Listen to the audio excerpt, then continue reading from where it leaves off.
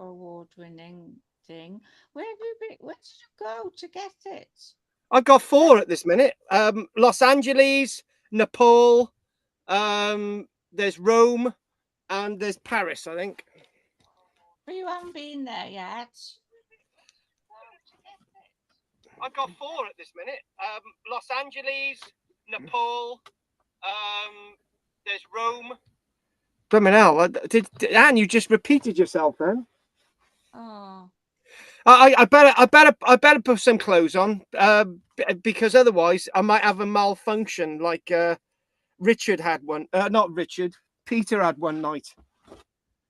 Peter. No, it was bad. It was bad. Look, I just gotta go and get a torch a minute.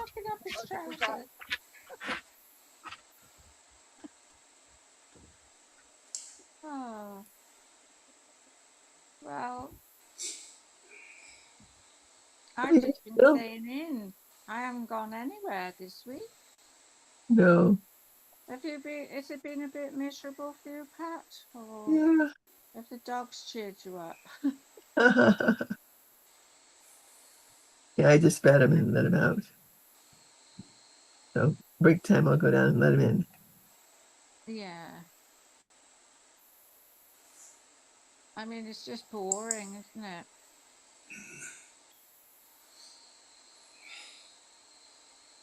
You just make sure that you don't that you drink plenty, Pat. I got my drink here. On those medications. Yeah. They sometimes make you. I've got a drink as well. You got a laptop? Oh no. It's a drink. I have to go and get one.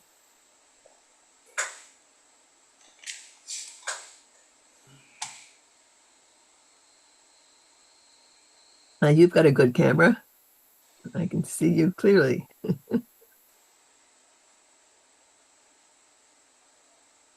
Do you play your guitars very often?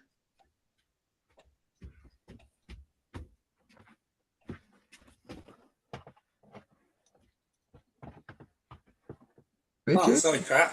Yeah, Do you play guitars? Yeah, a little bit. A little bit.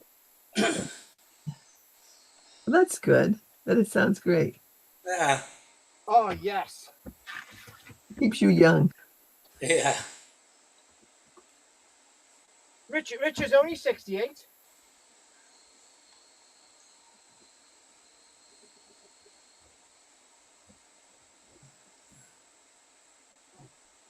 I'll be there in a sec.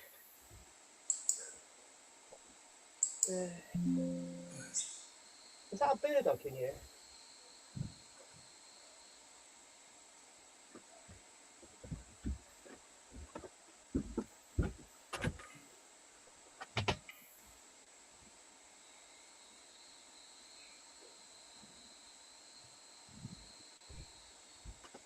Oh God! Right, I'm ready. I'm doing this with my top off, but I got trousers on, so don't worry about it. Don't get too perturbed. Right, so here we go. Let's get me on Duda. Right, excellent. Yeah, no, it was it was a lecture, right? Of we're doing a Barry lecture this one time, right? And Pete had his top off, right? And he just had these Y fronts on, right? And he gets up now, and he has a Y front malfunction. And Ruth is looking at the screen, and she said, "My God, what did I just see?" And Kate said, "I saw it as well." And I was looking away at the time, and lo and behold, right, you could see everything hanging out of his Y fronts. Were you there that day, Richard? No, I don't remember that. No, well, I do. So, right, I just got to give these cats some food, and then we're cracking on. Right, go on, Mary. Don't bug me. Right, so, okay, let's. I do believe we're already on YouTube, so let's just see if anyone's got anything to say. Richard, have you got any news for us this week? No, no, nothing for me. Right. Okay then. What about you, Anne? She's fallen off somewhere. What's she gone off for? She fell off. She went to get a drink. Oh, right. Okay. Right, Pat. You'll have to say something whilst we're. Pat, your camera's looking really good tonight. You can. It's coming up really good. Oh, God. It's very, very clear. Go on, Oh, Pat. Give us some news. no, I can't think of any news. Sorry. Trying to. All right. Okay. Nope. Have you still got all Richard's books? Yes, thousands of them. Don't know Oh what to God. do. I hear the All rotary. right. Are your children not interested in any of them? Are they? No, no historians, no movie All buffs. right. That was his two Oh, books. right. Okay. Okay. World Fair War enough. II. He went about Okay. World War II. There's nothing wrong with a bit of World War II. It hits us all. Okay, then let's Richard. Right, we are going to get started, and I'm just going to see. I do believe Dell's not joining us today because it's too hot. Oh, by the way, did I tell you? Did you know Dell had come back, Pat? Oh, she's gone off. Oh God, it's going to be one of those days, Accident Richard. the building. How are you here as well? A temporary arrangement. Oh, right. Okay. Okay. Obviously, no Goff, no Dell. They're probably away on holiday somewhere. All right. Well, we'll wait. We'll wait for Pat a minute, and then we'll get started. I may as well just pour a drink while I'm waiting. Were you going to talk about that truly awful American video of the Roman pot? Oh, Yeah. oh, oh! I tell you what. Yeah. Yeah. I am actually. I'm going to mention that only briefly. Only very, very briefly. I'm not going to mention it. Well, I'm going to mention that a bit. Oh, Anne, go for it. We want to know your news this week. No, I tell you what. Last night, can you hear me? Just about. Can Yeah. you hear me? Because last night we had channel BBC 4 on, and we watched. Well, Joe was watching the American War of Independence, and Yeah. I realised that I didn't know that the American War of Independence was against the British. I didn't know. You didn't know the American War of Independence was against the British. Well, hang on, Anne. Who are they declaring independence from? Yeah, the colony was it? Yeah. So you didn't know. You No, didn't know. all I thought of was like the one north and south, and I never thought about the original. I mean, the early days of America, it was fascinating. But I gotta be honest with you, North and South is a lot better because Patrick Swayze and it was brilliant. I gotta be honest with you. Oh, Patrick Swayze, yeah, Patrick Swayze in North and South as a Confederate officer was absolutely brilliant. As a portrayal of the American Civil War, it was great. But yeah. no, the American War of Independence was definitely a war against Britain. Yeah, it's fantastic. I didn't know, and I watched 3 episodes last night, all about the war and the route they took and everything. It was and it was hard going. Washington was, very determined, but in the end, I suppose they all just gave up. Yeah. So, No, the British didn't give up. It was just a matter that the British were up against a very decent French navy, and the French navy were just blockading British bases, and they were pummeling the hell out of forts and stuff. Yeah, And it's like the French were extremely effective in the American War of Independence. yeah, You had generals like Lafayette, who was who turned out to be instrumental in the French,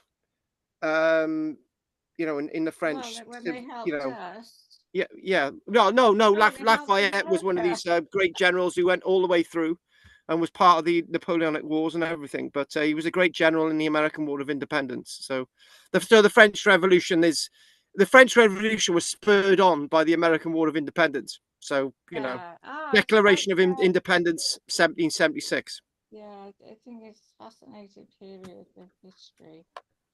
But Pat would know all about this. Yeah. Yes. Hold on. Yeah. So right, we are going to crack on, and it's an unusual one tonight. I don't want to go too late tonight. No. Simply because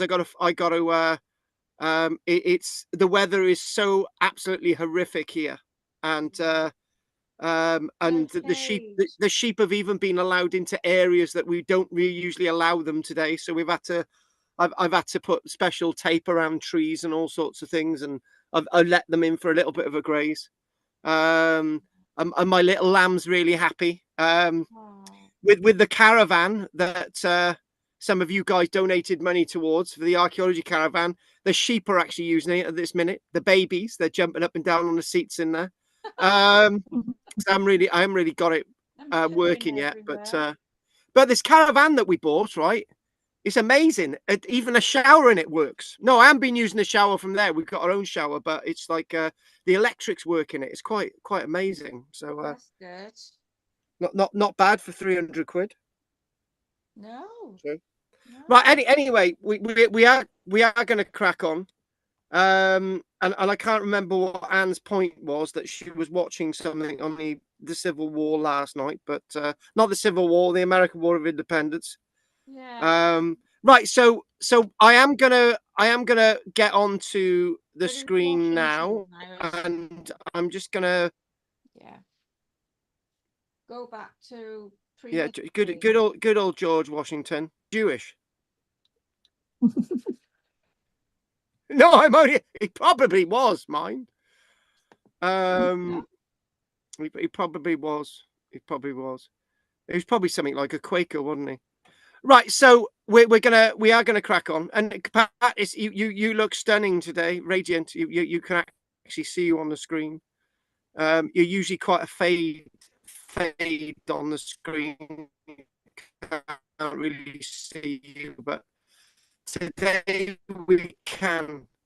So right, are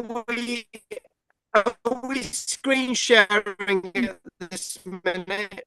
I do believe we are over to not that there. We're over to I will find the image that we've got. And let's just get there. Right, hang on a minute. I've got a problem finding the image that I got there. Nope, I can't find it. Right. We should be seeing something on the screen now. Now. Come on, now. Come on, work. Right, what are you seeing? Oh, it's gone. It's gone again. Right, are you seeing like a greyish background type thingamajig? No. No? All right then. Okay, let's just start again. Right, let's just start again. Right, okay, back to there. Oh, the pot. I think it's going to be one of those nights. Right, okay. But Jesus, there's the pot. Oh, you can see the pot! Well, not now. I've got you. Well, one of you said you can't see the pot. I can see. I did see the pot. It disappeared. Yeah, it's gone now. Flipping heck. Right, all right, guys. Right. When you see an image, tell me you see an image. Now I've lost it. Oh, God. Right, okay. Oh, right, okay, but Jesus, right. Okay, let's see, right? The pot should come up. And when you see the pot, tell me you're seeing the pot. Right, can you see a pot on the screen? No. Right, one of you said yes. No, on this occasion. Oh, for fuck's sake. Right, okay, let's just start again, right? Oh, bloody hell. Right, all right, okay. Okay, there. Right, there. Okay, there. Okay. Nothing. All we can see is you.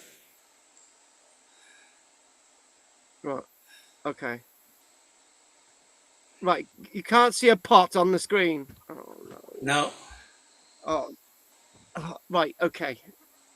Now. Nothing yet. No? Now they're there. You got Oh, for Your Molly pot. Malone's pot. brilliant! Brilliant! Right. Do you know what, right? I've wasted all this time with this one image that we're only going to be on the screen for a very, very short time, right? But I'm thinking, maybe not this week, maybe another week, right? But I want us to look at some archaeological finds in Ireland. Now, very much recently, I've been quite effective of writing to some of my contacts and saying, right, can you send me some images? Now, I've got a map in front of me, dated from roughly the 1950s, and there's a massive correlation of finds spread across Ireland, from the island of Lambay to Roman archaeology found at Newgrange, Tara, Lego, Sunsink, all the way down into Cork, places like Stonyford, places like Castle Lyon, Cork as well. And then we go up the coastline as well. There's been Roman finds found in Dublin. There's been Roman finds found in Belfast, up above the border, a place known as Flower Hill, Fire Mountain. We got hundreds, if not thousands, of Roman finds found across Ireland, which is something that's not discussed.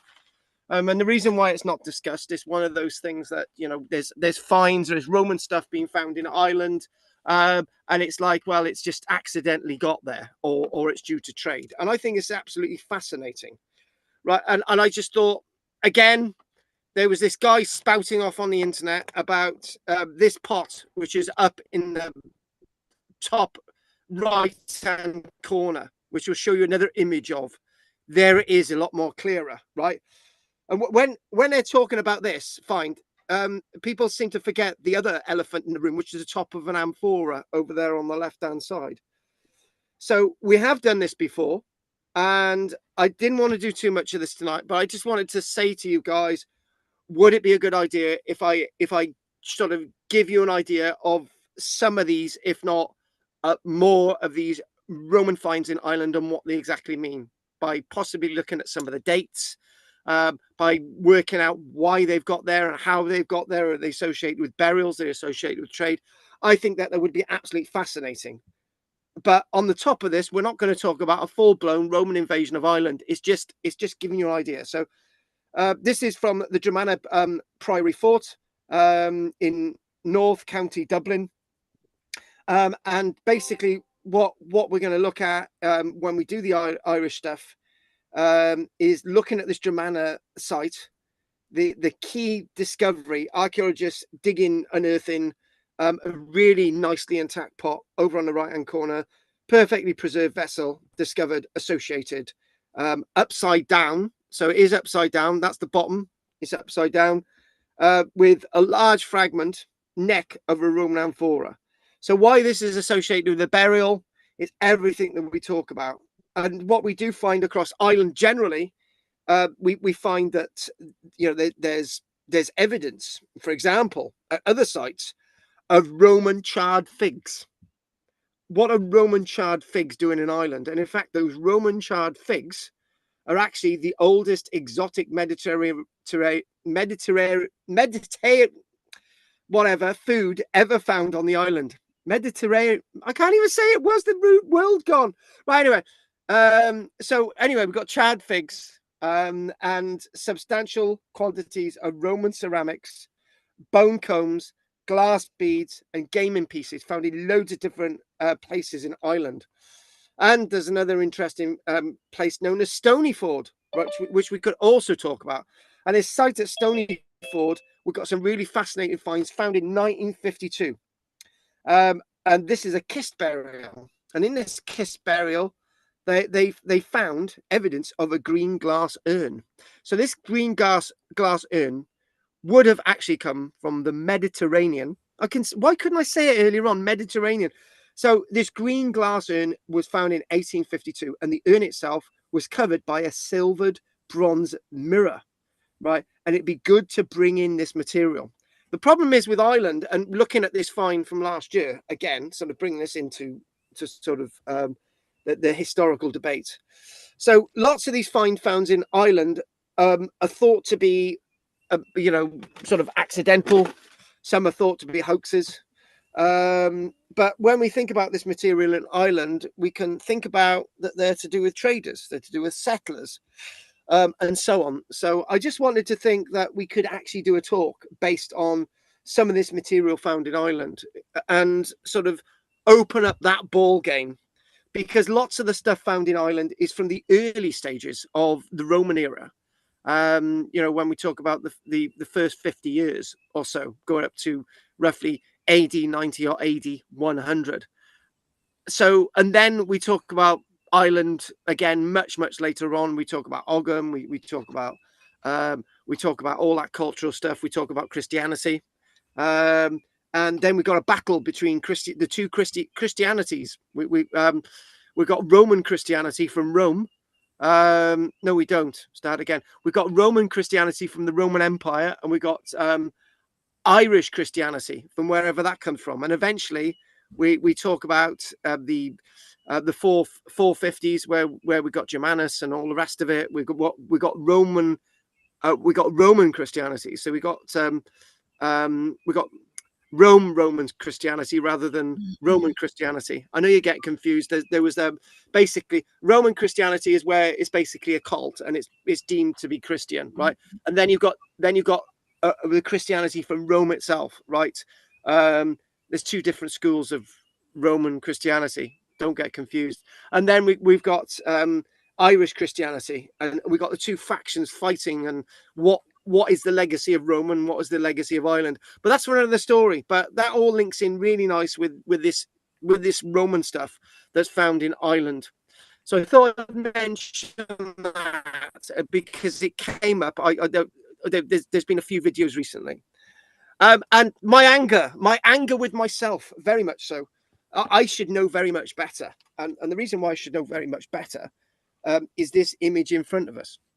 And the reason why this image is really interesting to me, it's a Roman sewer in, of all places, Colchester. Now, when we did the trip in Colchester, I thought we'd pretty much done everything, right? When in fact we didn't. There was a lot more that we didn't do. But it might be because we went to Colchester before 2022. And interesting enough, in 2022, ancient Roman drains under Colchester, they started to open them, right? I didn't know these actually existed. And this is a really another one of these interesting things that I've actually come across by complete accident. The guy there is known as Darius Laws. And this ancient Roman drainage system is very much near the castle. And I do believe it's open, and if I'd have possibly known this existed at the time, right? And there's like a ladder and drains you can actually go down to near the castle and the high street. And looking at this, hang on, another little bit of an image. The one real interesting thing about this is the tiles that they've used, and what this means for history, right? And what it means for history is that the Roman sewer in Colchester was actually built after the period of Boudica and AD 60. So this would have gone through the actual Boudican levels, right? And this would have been cut through the Boudican levels to create a really, really intact, powerful sewage system in Colchester. It's arched. There's an arch to it. It's arched all the way along. There's only bits of it surviving today, but the other thing that's interesting is the stone, the brick that they've used. So either side, you've got these really, really interesting flat bricks, which typical Roman, right? But what is interesting again is the amount of mortar actually used. So instead of actually using a Roman brick and there's a thin layer of mortar, you've got a Roman brick and a thick layer of mortar, as you can clearly see, which for me is really, really unusual. It's not the type of thing that I'd usually see in connection. Carl, we haven't got a picture of the sewer. We're still in the We're pot. still in the pot world. Oh, for fuck's sake. Right. Okay then. Okay, we're gonna have a problem because I'm gonna have to go back off to try and find it again. Right. Okay. Right. Okay. So I'm glad somebody told me that. And unfortunately, right. Okay. Something's gone wrong. Various laws took a trip into the drains. Blah blah blah. Oh my God! You've just got the image. I've found the image. Yeah, he's in quite a narrow drain. Yeah, but hang on. You got it where we're doing it now. Yeah. GazetteNews.com. Hang on a minute. I've got the image here. Right. Okay. Let's just try and get to the image. Right. Okay. Right. All right. Let's just get off there. And we go there. What are you seeing? Anybody? Nothing. Are you there? Nothing on your screen. Oh, Oh, it's right. blank. Hold on, it's gone white now. Oh, I've just deleted the screen that it was white. The picture on my iPad looks very good. Yeah, good. I've just the images again. Right. Okay. Then. Right. Let's just see if I can get this again. Right. Okay. Let's just come back off. Okay. Let's just get on there. Oh, I think we're gonna have one of those bloody nights. Right. Okay. Getting my images back up. Right. Okay. So when you see the next image that I'm going to tell you, right, a guy in a drain, right, you need to tell me you've seen a guy in a drain, right? Good, sorted. It's not coming up yet. Hang on. Right. Okay. We'll get the guy in a drain in a moment. So right, here we go. Guy in a drain. I wish this new technology wasn't so bloody beyond me. Right. Right. Okay. So, right, when you see a guy in a drain, tell me. Okay, guy in a drain. Okay. My screen's frozen now. Ours went blank. No It's guy in totally the drain. frozen. No go. Shut up. Fuck. It's still on my iPad. Looks very nice. I don't care if he's on your bloody iPad. He's not on my thing, is he? Okay, right. When, yeah, right. Okay, right. Okay. We'll get the guy in a drain now, right? The kitchen one. Yeah, the kitchen one. Yeah, but I saw some ice creams on the top kitchen one. Yeah. Oh my God, I don't know what's going on. What's that voice? Okay. There you are. It's man in Sounds the like- drain. Ones. Got the same man in the drain. Can I just mention, why have I got a munchkin on this thing? Munchkin. Those were Roman bricks a long, long time ago. Hang on, guys, did somebody just hear a munchkin from Wizard of Oz? Wait, was you Yeah. that happened? I think Pat's got some company. Yeah. All right. How old was you when that was there? Hello, munchkin! Sorry. No, we like munchkins. Munchkins are allowed. What's his name? No! Reese. It's Reese. Reese the munchkin. Reese. Hello, Reese. Ah, Are you from America? No. He's Welsh. He's from Penn Oh. Coat. He's a Welsh munchkin. That's okay. Good. Yeah. Oh, Reese, good. that. you know, my birthday's after Halloween. sound like you- that's Welsh. I tell you what, you would be absolutely brilliant in one of those in a weird Halloween costume. You'd be great. Yeah. You'd be great. You'd be great. Yeah. Go around with Anne trick or treating. That would really scare them. Are you looking after your gran? Oh, Yeah. Are you looking Right. after your granny today? Anne, What? I gotta get on with this. Oh, go on then. Bye, Reese. Reese, Bye-bye. just stay there, man. Oh, by the way, Reese, make sure you go and get your nan a drink of water or something. I got one. Screens. Yeah. Go ahead. Yeah, cool. Right. Oh no. Right. This is this guy Darius. Right. We got to Darius. We got as you can see. Right.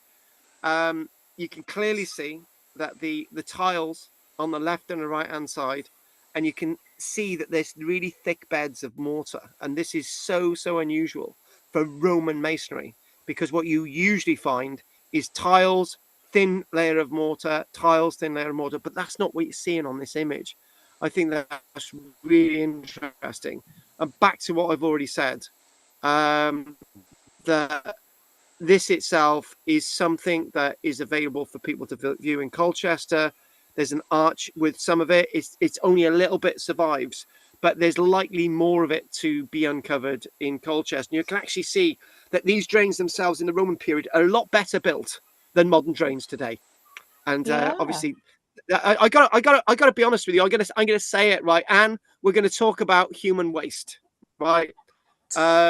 Just for a few moments, and if we get this one's a lot more clearer, right? We're in a society now that creates a lot of human waste, right? And the pipes that the human waste go through are quite narrow, right? So why is it there was less human waste and less waste going into Roman sewer systems, and they were far better built than the sewer systems today, right? It's almost as if we've gone backwards. And you know, our sewage pipes break and all these other things, when in fact this type of system works very fine. And lots of this, the Roman sewage network, I'll give you a few examples. The Roman sewage network in Britain, you can actually still see examples in Exeter, still see examples in Londinium. You can still see examples, for example, in York. You know, they are about, and obviously this example's in Colchester. So I wanted to chuck that in there as just a little bit of a weird example. We're still at the early stages of, you know, looking at Roman era Britain, but I needed to show this the example because this was actually built not long after AD 60, and obviously this is cutting through lots of the Boudican Well, layer. they didn't have the same sort of materials that we've got that make it easier. I mean, that's very labor intensive and probably costs a lot of money to And build. and Yeah. and and just one thing, right? Yeah, I see a point, but I just want to make another point, right? 2 points, right? The Romans had terracotta sewage pipes, Yeah. which were quite small, which are the same sewage pipes that operate in lots of our towns and cities today, right? Yeah. So the Romans had a choice to use terracotta sewage pipes, but they chose, in most circumstances, not to use them because they know that a lot would be flowing through them. And also, there's another thing as well, is right. The Romans learned one really important thing, that in Colchester, for example, we've got archaeological evidence of a wooden square sewage system, right? That was not fit for purpose. It was not wide enough, right? It was not able to carry as much fluid, so they decided to replace it with this. So, Anne, you know what Okay. you're talking about, the Romans not having the materials. They did have the materials, but they chose to do No. this instead. Right. Okay. I had to defend the Romans. It's not knocking you Yes, down on the ground. I of had to course. defend the Romans, Of right? course. Yeah, Of good. course. So what we're going to do now, we're going to go to somewhere else, right? And in many ways, it's most of the people that have been on the trips that I talk about these days didn't go on them, because I don't think any of you went on my Colchester trip. And the other trip that we did do was, in fact, Pat not did. this one. I did. Pat, did you go to Colchester? Yeah. Did you? I did. I remember it well. Oh, right. Oh, okay. Did Bill go? Oh, well, of course Bill went, because he had to moan throughout the whole trip. Oh well, there we are then. No, Bill. Now, this was the site of another trip. This is actually Fishbourne Roman Palace? Been there. Yeah, but you didn't go on a trip with us, did you? Yes, I went with our lady Yeah. archaeologist. So Teacher. you went. I didn't know you went on the Fishbourne trip. I did. All right. The former to be Labour councillor, right? That one. Yeah, Fair yeah. enough. So let's just focus on Fishbourne Roman Palace, right? And I had no idea you went on this trip. I can't remember. Oh right, okay. It was great. You didn't go. You just didn't pay for our. You didn't pay for our rooms. What do you mean you didn't pay for your rooms? Of course You you didn't paid for your pay rooms. for our rooms. There was all a kerfuffle. Have you been twice? Hang on a minute. Hang on. No. The rooms were paid for, and all the food and drink was paid for. But it turned Yeah. out that when you got back, apparently Jessica didn't tell him the right thing, and therefore you all ended up paying for coffee and whatever. Yeah, even though I had paid for it. That's life. Oh, it was all right. It was good. It was good. There was nothing wrong. Let's just get on with the image. Oh my god, I can tell this is going to go. This is a I nightmare did. tonight. It was good. You would have liked it because it was like the continental way of covering up archaeology, or creating Yeah, this is the a good museum. yeah, this is the good thing about Fishbourne, and it's I have actually been to Fishbourne a number of times. I went there I went there a couple of times with Ruba Tuba, because if you can Oh, remember, I used to live in Crawley. yeah.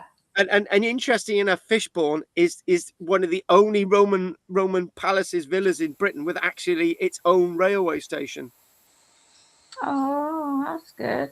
You do know there's a railway station there, don't you, Anne? No, we could Yeah, have there's a gone on the train. Yeah, the Fishbourne has actually got a railway station. Fishbourne Central. We could have gone on the train. Well, Oh, I don't know where it came. It probably only came from London, though. yeah, it doesn't come from London. It comes actually from Crawley. So you'd have had to have gone through Guildford, and then you'd then Yeah. gone to Red Hill, and then you'd have gone down to Crawley, and then there one of the trains I think goes direct. So but by the way, Hugh's online, Anne, right? Hugh. Hugh, Oh, Hugh, Hugh. Hugh is online. Hello. Hugh has actually given us some facts, and Hugh has said Hugh has said that hang on a minute. 1976 record has been broken, but not in Wales. The heat is affecting Wi-Fi and everything else. France has Oh. recorded its hottest day since records began in 1947. Its National Weather Agency says the Louvre exhibition bits have been melting. It is closed, and the building is decaying. Mari had a power cut today. Yeah, and yeah, And she cool. couldn't do her work because it was on her iPad, No, okay. But anyway, yes. Sorry, I'm going to shut up now. Oh, don't worry, Anne. It's all good. By the way, Hugh wants to know, Anne, if you want to go out for a meal next week, then he's going to pay for it. Right. So last night when we were doing the class last night, we had less problems with technology, and now Hugh has saved me by saying that the weather is actually affecting things, so I can say that it's not my fault. It's Keir Starmer's that the computer system isn't working properly. So anyway, last night I had a number of points to make. I was going to look at where is Fishbourne before the Romans, the Roman invasion, who owned Fishbourne, the first buildings, building the palace, how big was it, Roman luxury arrives, the mosaics, the famous Cupid mosaics, and we didn't actually get beyond that. So I thought, right, we'll look at the gardens, daily life, the people who worked there, Fishbourne and Rome, destruction after Rome, rediscovery, Barry Cunliffe, why Fishbourne matters, and conclusion. That's what we're meant to be doing tonight. If we get through any of that, I don't know, but we didn't actually get through it last night either. But here we go. Now we're going to do a part of this before the break, and then we're going to go over to some other images after the break, because I know there's going to be probably a problem with technology. But before we go any further, folks, and I'm just going to change the image a minute, just a little bit. And there we go. And this gives you an idea of the scale of Fishbourne Palace, right? That's the modern road that goes through Fishbourne. Yeah. Oh, we walked up a big hill as well, up to an Iron Age hill fort. The area of the palace that you actually see today, right, all that is on view. And that's nothing to do with Fishbourne. That's Butser Hill. And well, you we may as well tell us what else. Oh, right. We have to walk up the hill to see the ramparts of an Iron Age settlement. Yeah. And we could see Goodwood. You could see Goodwood. Oh, did Pat go to that? No, she didn't. No, Bill did. And he kept telling me to, you know, I couldn't walk up the hill. I was, it was too steep. It is very steep. That's when I suddenly realized that my knees were going. And they are. and the big question is that the rest of us want to know, where are your knees going? Oh, they're deteriorating. The bones are deteriorating. Okay. Right. And have you finished yet? Yeah. Good. Right. Yeah. Good. That's all right, Anne. Good. So that there is the main entranceway, right? So all these bits here that you can actually see with the cursor, this is what's on display. What was originally there, which hasn't been excavated, and what hasn't been excavated is follow my cursor. So all the way yeah, this hasn't been excavated. This hasn't been excavated. The stuff directly under the houses. This was all found by. And the point is, one of the points that we made last is that how many more of these structures are to be found in Britain. And the other thing as well is we're thinking that this is here. There would be other things around here. There would be other buildings. There'd be outbuildings. There may be even more areas to do with the palace, right? And you might think that actually this isn't, you know, there might be other buildings. There might be a landscape. Usually these villas are not alone, right? There's usually more of them. So, oh yeah, I was just about to say, folks, and we got a few people online. I'm going to say, don't forget to like and subscribe, people online. Make sure you make yourself known, including Jarden. I would like to mention that class fees are now due, right? Now, I don't even know where the hell we are with Pat and Anne, because whenever, right? But so if I said, yeah, I said I would pay £50 every 2 months. Yeah, that's what you're meant to pay, right? So yeah. I don't know where Pat is, right? But if Pat has already paid £50 and she came in a month ago, then her cycle's going to be out and that she needs to pay next month. Yeah. But if she paid £25, if Pat's paid £25, then, yeah. Sorry. Right. Anne, just calm down. It's good. And we all love you, right?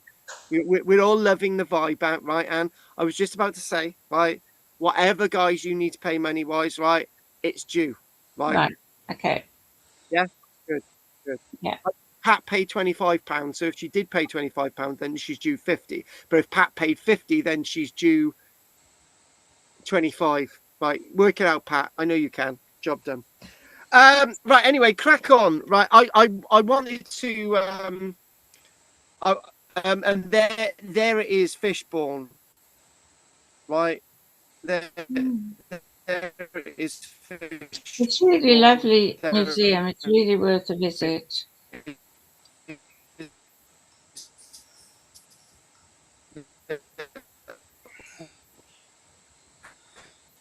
Mm. We can't hear what you're You're saying. breaking up, Carl. Yeah, that's the I ozone. think, Carl, you have broken up. Yeah.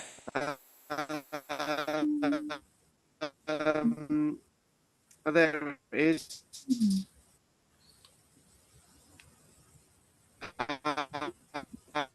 Going backwards in time now. It is a nice site. Um, my experience at Fishbourne, can you remember Ruben? You used to have very yeah, I can remember using one of his nappies outside the cafe. Right. Anyway, so I do believe glitch this minute, so I'm just going to. I don't know what Richard is doing. Are you still there, Richard? Is everybody Yeah. there? Yeah. Oh, no. Can you hear me? Yes? Breaking up a bit. Hello? You're You can hear breaking me? up and freezing. Not now. Oh, No. but can you hear me? Can you hear me now? Yeah. All right. What it was? I think Anne was talking too much, and she's just taking all the vibe. Anyway, back down to Fishbourne. This is only part of the palace that you can actually see today. So Fishbourne itself, the greatest Roman residence in Britain so far.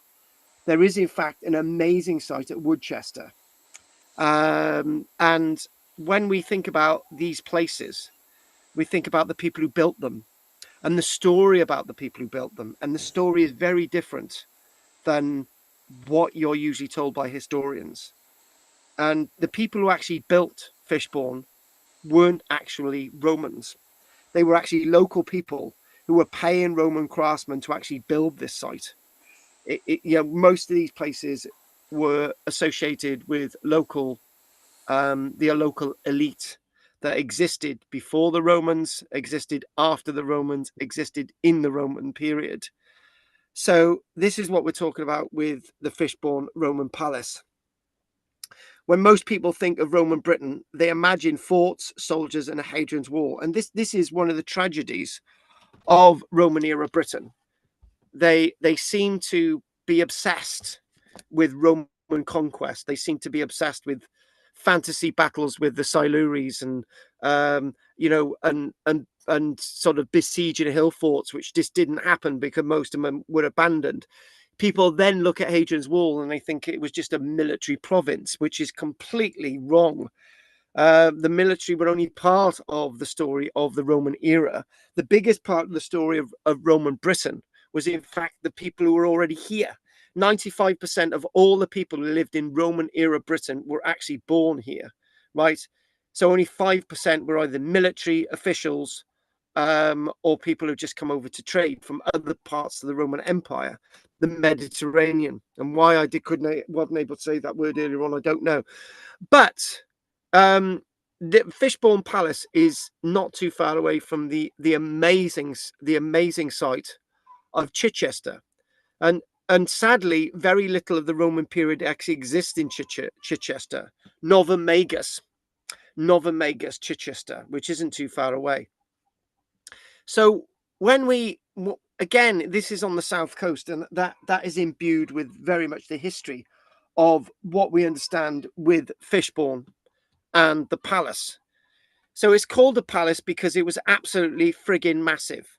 And it's believed to be one of the biggest palaces discovered north of the Alps. So, there's loads of these palaces in Italy, Sicily, loads of other parts of the Roman Empire, but this itself was absolutely huge. But it wasn't in essence built by somebody who was Roman aristocracy. They were British aristocracy. And this is what all the indications are. So in other words, I made a statement last night which was very odd. It's almost as if almost as if people in Roman era Britain wish to take on Rome at its own game. They felt themselves as Roman, and therefore they could say that they were Roman, and therefore they could project Roman ideals, which were in fact their own ideals in a strange, weird about way.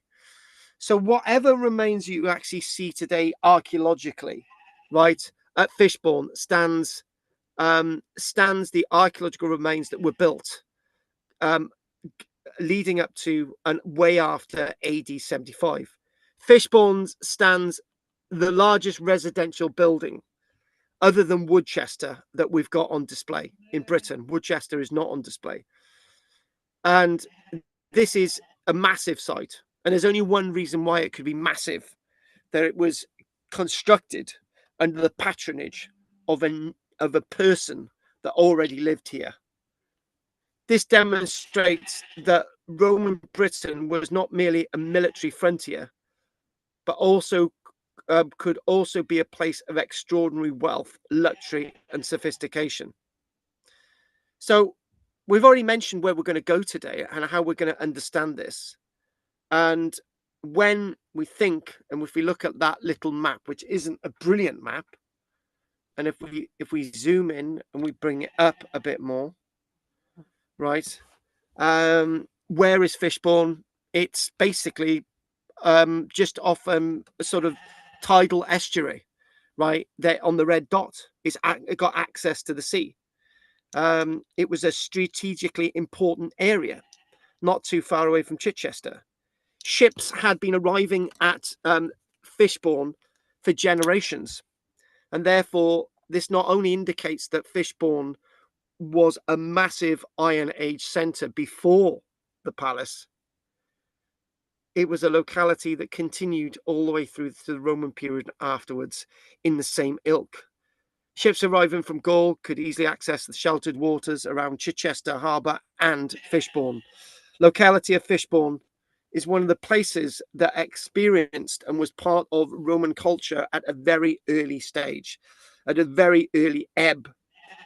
And so, but I think more fascinating for anybody listening and watching this is that Fishbourne is also before the Romans. And I'm going to make a statement today that you're not going to find in any book, right? This may have been possible if the Roman conquest hadn't have happened in Britain. This may have happened. And then it leads the question, why did the Romans need to be in Britain in the first place? If their culture and civilization could have created something like this without the Roman military in the country. And this takes me off into different angles. I was going to do this today, but I didn't do it, right? At the likes of Caliva Atrebatum, right? There are the remains, and we will do this next week, and I know I've mentioned it before. At Silchester, Caliva Atrebatum, we actually have evidence of a bath suite built by a local leader leading up to AD 43. A bath suite that had all the trappings of Rome, but in Caliva Atrebatum, Silchester. What that tells us is everything that I've just said. The Roman military did not need to be in Britain for Britain to become, in a sense, part of the Roman world. It could have just slipped in to being part of the Roman world. I'm going to say something that's going to be, we're just going to think about Hanoi. We're going to think about 1975. We're going to think about the evacuation of Hanoi in Vietnam.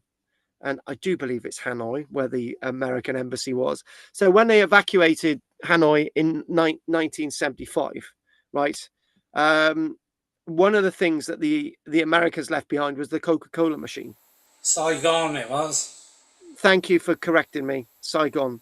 Thank you. I made the same mistake last night. How I don't learn. So it's Saigon. So Saigon, the evacuation in 1975 of the American embassy and the last remaining troops in Saigon in 1975. And one of the things that they left behind was a massive Coca-Cola machine, right? And one of the things with the Coca-Cola machine, it was not smashed up, right? They kept the Coca-Cola machine, and they put more Coca-Cola in it. They kept the Coca-Cola machine going, right? And you're thinking, well, if the North Vietnamese hated the Americans so much, why did they keep the Coca-Cola machine going? Why did they keep ordering in Coca-Cola? Or why did they start making their own Coca-Cola in Vietnam to fill these abandoned Coca-Cola machines? And you're starting to think, well, there is a legacy of the Americans in Vietnam today. American civilization remained in Vietnam, even though the Americans had been kicked out, right? And why am I even mentioning this? This is basically a metaphor for Roman era Britain without the Roman military. Because when you look at the evidence, this may have been created without a Roman invasion. Because so many people in Britain had already signed up to the Roman idea and the Roman ideal. And I'm going to take us to another part of the world. If it wasn't for the pandemic, I would be called Dr. Karl-James Langford now. I would have my own PhD. It would have been absolutely wonderful, right? I was meant to be looking at sort of the archaeology of the Romans in Orkney and Shetland, right? But it didn't happen because things happened. And that's interesting because in Orkney and Shetland, there are bucket loads of Roman archaeology, right? And you're thinking, well, why is that? There's Roman brooches, there's Roman glass, there's Roman Samian ware, there's Roman bowls, there's Roman pins, there's Roman this, there's Roman that, right? The Romans didn't need to conquer Orkney and Shetland for Orkney and Shetland to have a sense of Rome. So this is what we're talking about. We're going to keep with this image for a little bit longer, and then we're going to go on for probably 10 minutes, and I'm going to see how my sheep are doing, and we're going to crack on, right? So excavations uncovered at Fishbourne, within and around Fishbourne, evidence of human activity stretching back thousands of years. One thing that archaeologists can't do is dig through the floor. Is dig through the floor at Fishbourne, right? They can't. They're not going to dig through this wonderful mosaic, dolphin and Cupid. They're not going to break through that floor. Underneath that floor would be earlier mosaics. Underneath that floor might be an earlier Roman villa that wasn't built by the Roman conquerors. Was actually built by a local chieftain, who then eventually built this palace anyway.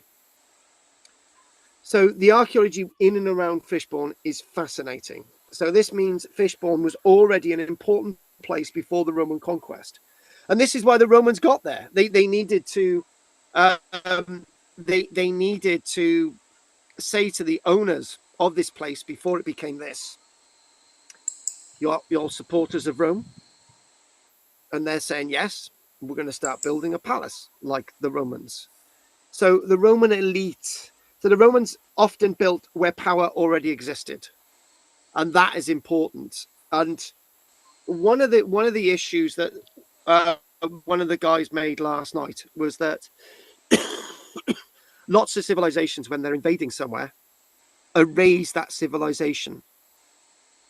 So some of the stark examples of that are what happened in 1283 in Cymru, Wales.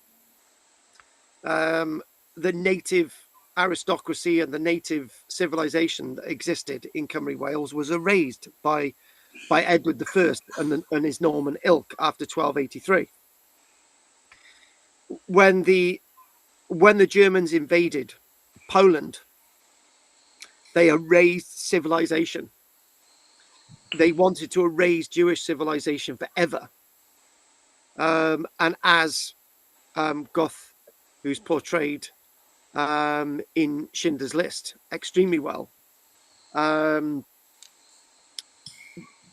by spiral finds, we're looking at the fact that a statement was made. Now we start at year zero. There was never a Jewish civilization in Poland. There was never a Jewish civilization in Warsaw. We're going to erase it. The Romans did not do that to the civilizations that they conquered. There was a sense of acculturalization. It was a sense of Pax Romana. And this is what's going on with this site. So in many ways, the local people were saying, we are Rome, we want to be Rome. And the Romans say, well, fair enough, you are Rome. And this is an important point. So the Roman invasion in AD 43, Emperor Claudius invaded Britain, and the south coast became a major military zone. Chichester flowing all the way through to Dover, all the way up again. We're talking about Richborough. We're thinking about Pevensey. All these places we're all part of now. The sort of Roman idea, this military zone along the coast.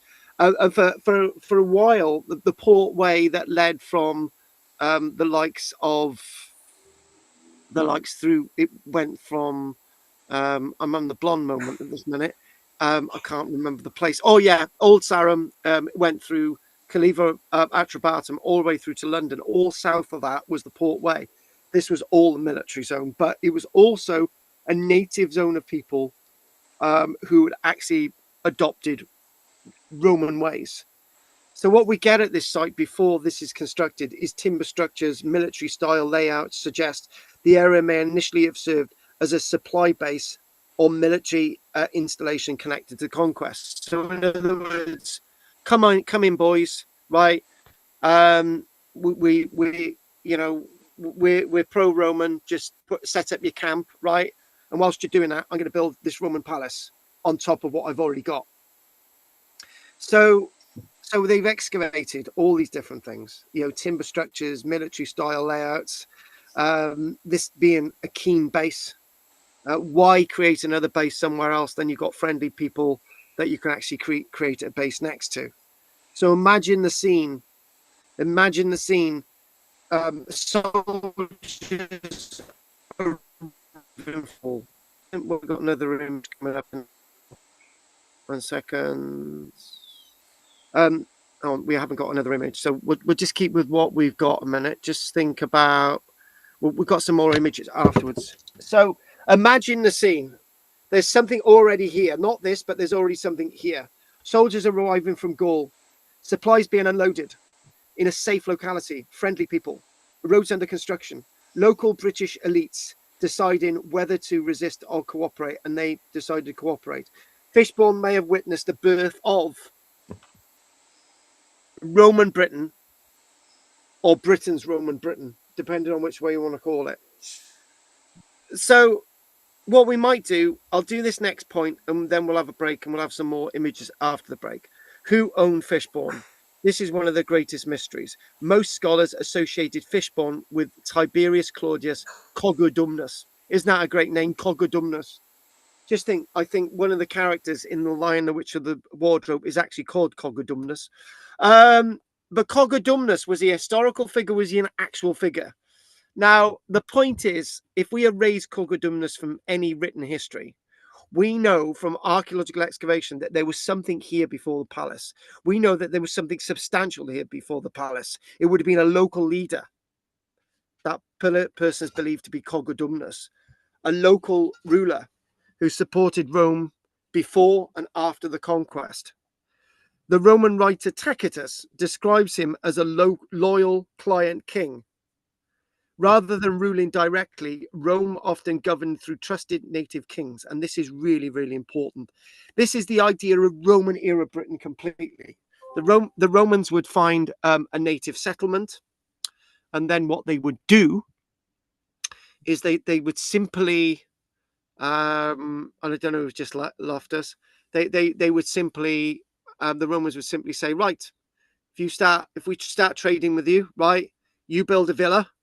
And then you can control the local people, take taxes, we'll leave you alone, and that's the way things would happen. So others, if you wore the badge of Rome and you started to do Roman things, the Roman would leave you alone. And that's exactly what Boudica didn't do. So many archaeologists believe Fishbourne was the royal residence of Cogadumnus. Although we cannot prove it absolutely, the evidence is compelling. The scale is simply too grand from an ordinary Villarona. This is too grand for somebody from Rome to construct. This is somebody, when I say Rome to construct, this is somebody with excessive wealth in Britain. From somebody from Rome to have built this, they would have needed to bring that wealth with them to have constructed it in the first place. This is somebody with that wealth to do this. This is so important to the narrative. And what we might do is a little bit more before we have the break. So the first buildings before the palace appeared, Fishbourne contained substantial masonry buildings, not just timber buildings for the military, but masonry buildings. And these lead all the way up to AD 60, AD 65. All started before. They already possessed painted walls and high status features. So all of this stuff is happening. It's going somewhere. This is not a Roman from Rome. This is a Briton from Britain, who's now a Roman Britain. They already were part of this ideal. The elite residence existed before the famous palace was constructed. In other words, the palace did not appear from nowhere. It evolved. So we're not saying a group of people are coming over to Britain doing their own thing. We're talking about people who already existed in Britain doing a thing that they wanted to do. They wanted to be like the Romans. They wanted to create like the Romans. And they wanted to create their own sense of Roman Britain within Britain, which was the Roman era that we're now talking about. So what we're going to do after the break, there's a nice file that we used last night. And as I say, that we'll probably just go after 9, and then we'll call it a break because I'm struggling with this heat. So let's just I can't have another shower. The amount of water showers use is absolutely. You've gone there, Carl. You'll never know. Hello, Carl. You've gone.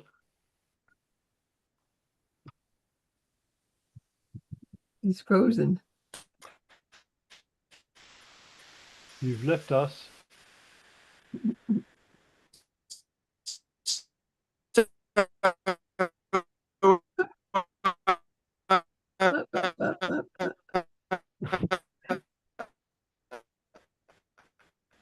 That's a funny way to sound.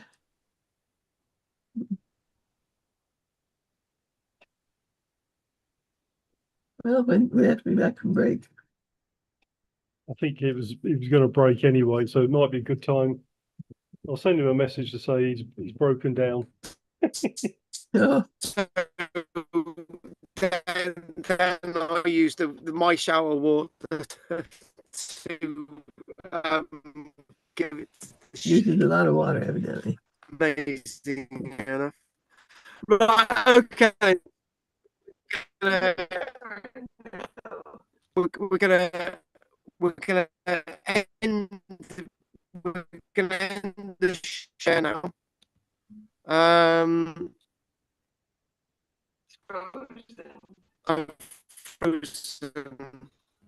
frozen.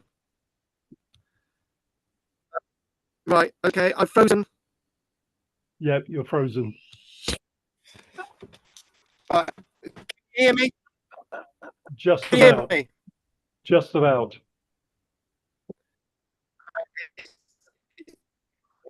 No, you keep going. It's too hot. Here we go. Right, can you hear me? It's breaking up. Right. I'm still here. I'm still here. You might need to use the payphone at the end of the lane. Can you hear me? I can hear you. Only just. Oh, shit. I'm gonna have to come back in.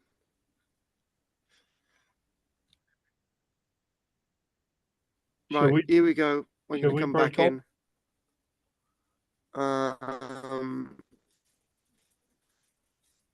in. Break time now? Right, can you hear me? Let me know when you can hear me. It's very garbled. Shit. Everything's overheating.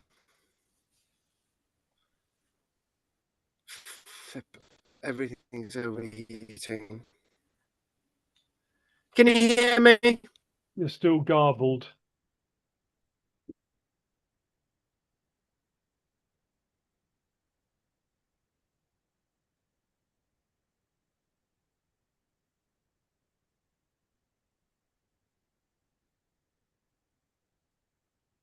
Oh.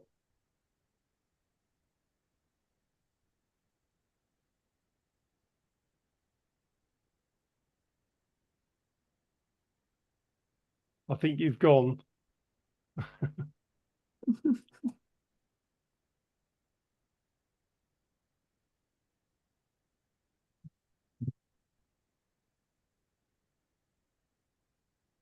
Can't hear you. Absolutely nothing. Can you hear me now? Yes. Right, okay. I had to leave and I had to come back on. So I think there's like 5 versions of me online. But yeah, obviously the heat is really affecting everything. All my devices are red hot. I've got 3. Yeah, if not, we'll just have to come in on my Samsung phone. But Pat, is there anything you want to say before we have a break? No, nothing. Right, okay. Where's Richard gone?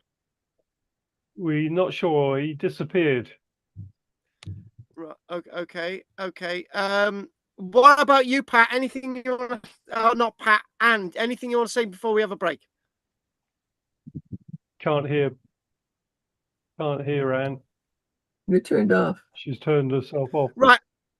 Okay, then we're gonna have a break for 5 minutes. We'll be 5 or 6 minutes. We'll be back at 8:30, Okay. and we'll speak to you then. Good. All right. 8:30.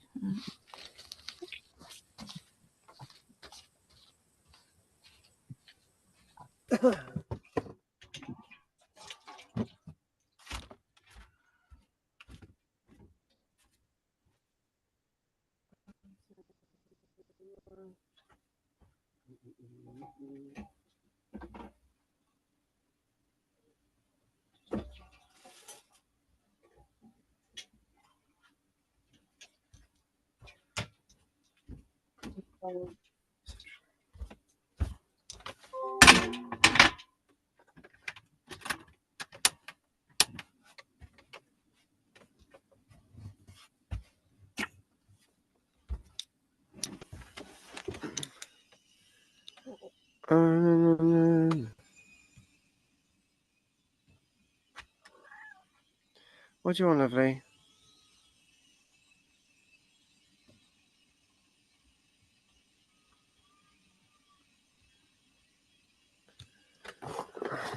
What do you want, lovely? I got a lot to do in a minute.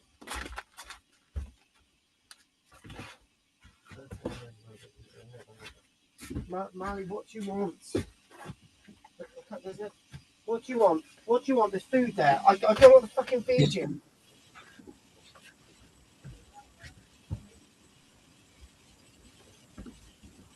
To be honest, I think they did manage to spoil a couple of our holidays.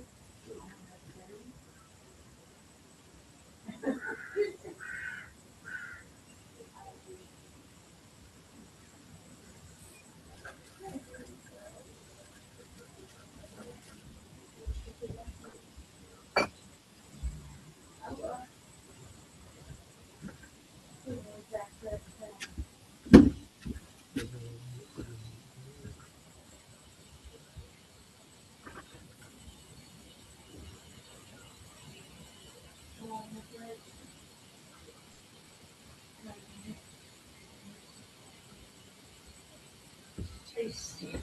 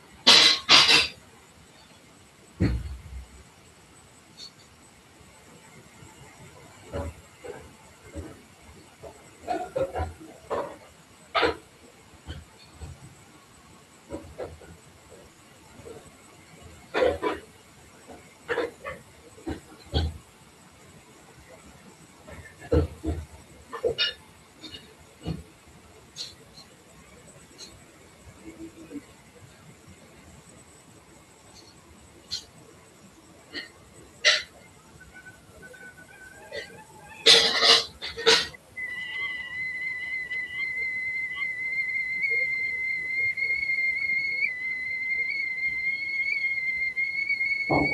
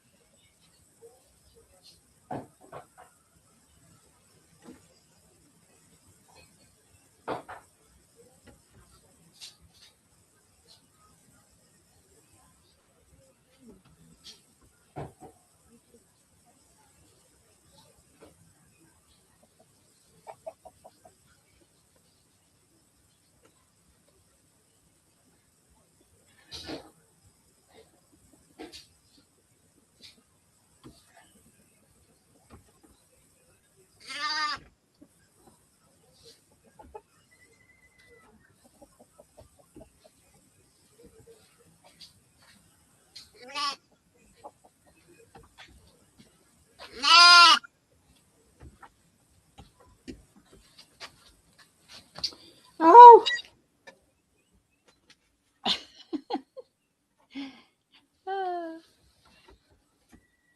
it sounds like Carl.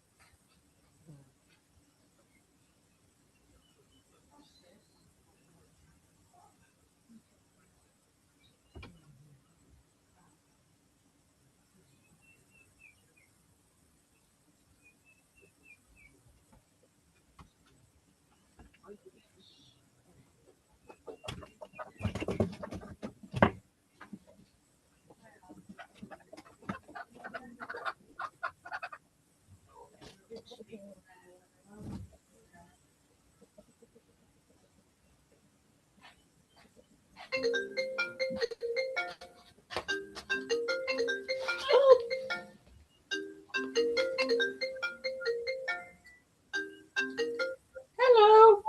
Hello. Yeah. Come on, Yeah. Bobby. No. Yeah. Oh, right. No. Well, Oh, you're working out your trip, are you? I'm you. I got it. I'm feeding a lamb a minute. he's feeding a lamb at the moment, he says. No, I mean is the thing is no, he's on break, he is, but he's gone to do, look after his lambs. And Pat, Hugh, Hugh tell said Reese I'm feeding a lamb. Hugh said it's really bad online watching you, you can't hear it.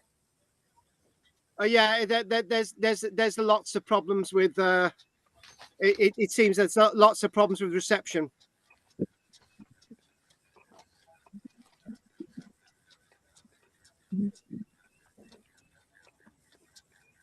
Baby lamb and it needs help.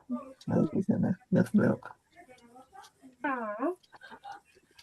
There it is. Pick up the baby's milk. This is sheep's ewe milk. So, and actually, Pat, as you know, you've got to usually warm this stuff up, but it's so hot that I've just not bothered. So this one's had each scoop is over 30 grams. So this one's going to have 12 scoops of 30 grams a day. So it's every 3 days it's having about a kilogram of used milk in powder. So it's gone. So this let me explain the lamb. Let me explain the lamb. This is a Shetland lamb, right? But it's actually got a Borere muzzle there, and it's and that's how big it is. Okay. And I tell you what, if you ever want to bring them to West Wales, to see the baby turkeys, the sheep, Baby. and the chickens, and the 2 cats, Yeah, good. I can try that. you can come to West Wales. Okay. So right, we are going to get cracking on it again. So I'm just going to make sure that my You can see everybody. my coffee is there. So I'm just going to pour the milk and then we'll get started. It's so hot there. He has no shirt on. Oh, they should have face. Yeah, it is too hot to have my shirt on. So I've just got. It's so hot. Oh, you got 2 of them there. Yeah, they're multiplying. Oh, so you got Reese, and who's the other one? Fion. Theon. Yep. Oh, look, I make a froggy tablet. That's lush. That is. That's absolute lush. We're It's loving from it. Toy Story. I look one monkey's wearing it. It's from Toy Story. Yeah. I built it. Toy Story 5. Toy Story 5. No, his name's called Daisy. Ah, Daisy. Daisy. Toy Story 5. Right, guys. We've been watching Toy Story 5 in the cinema.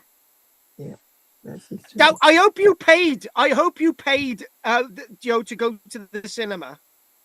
You did.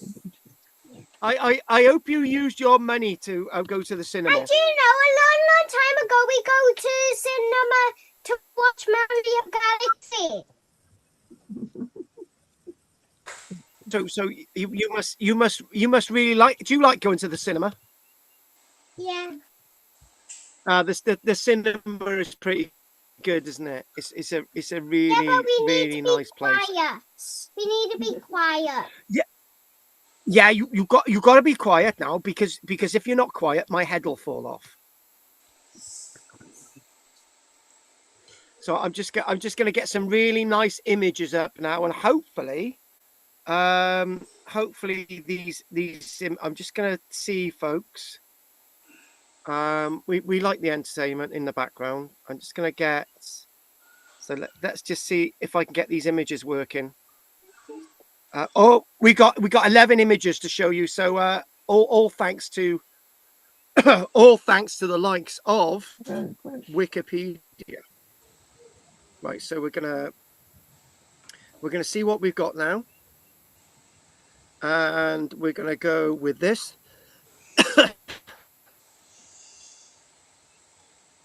And I'm going to ask one of you, right? What are you seeing on the screen?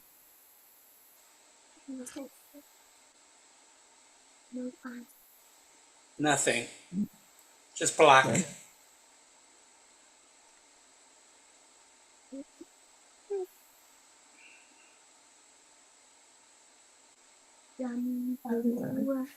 You were frozen. What about fancy house? So the Romans built them. Model of Fishbone.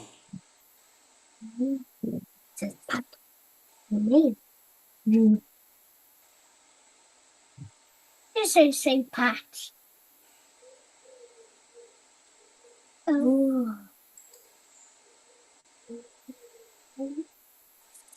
No,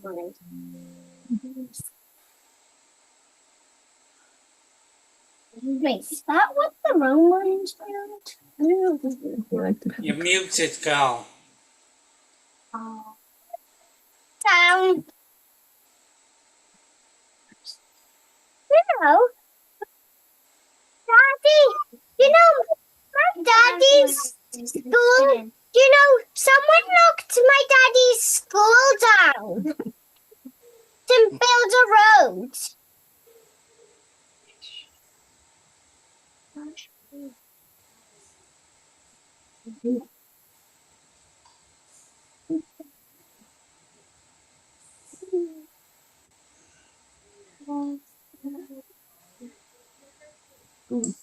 Down, wasn't it? Yeah, I can't see it. He's frozen. What? His microphone's off and he's frozen. Who? They think the heat has affected the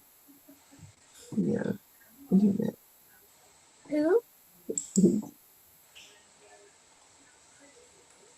Heat. You already built one of them. No, the whole rocket. Yeah. Well, where's he gone? He's gone. And he doesn't show his face. Does he talk? Well, he can talk. He's got a microphone. Just has no video. He's turned his video off.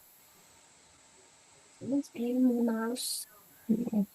Me, because I'm trying to get it to him. You put it flat. You just pick it up and put it there. Stop it. Listen. It won't do anything. He's in control. And he's lost his lamb as well. Put it on. Another arrow from him. Yeah. Why did we not show our picture in the square? We do, it's right there. Where's Me. you? This. Oh, that's good. I don't know. The picture is not any wider. I'll just put this here. Space. Well, it's pretty boring, isn't it? It's fun to me. Is it? Oh, Yeah. think about a building like that. Lots of people live there. It's gonna be behind. Wealthy person.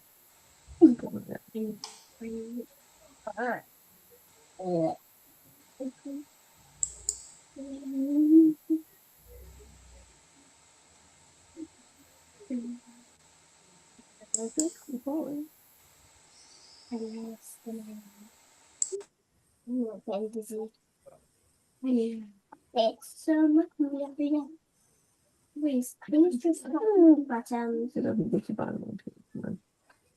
There you go. So what are going to sick. you'll be sick. Well, nothing's happening. He's up. It's just boring. Boring. Ooh. There's Roger. No, that's Richard. Yeah, right. Mhm. See, Rich. I'm gonna feature you a little bit. Move forward. Hello.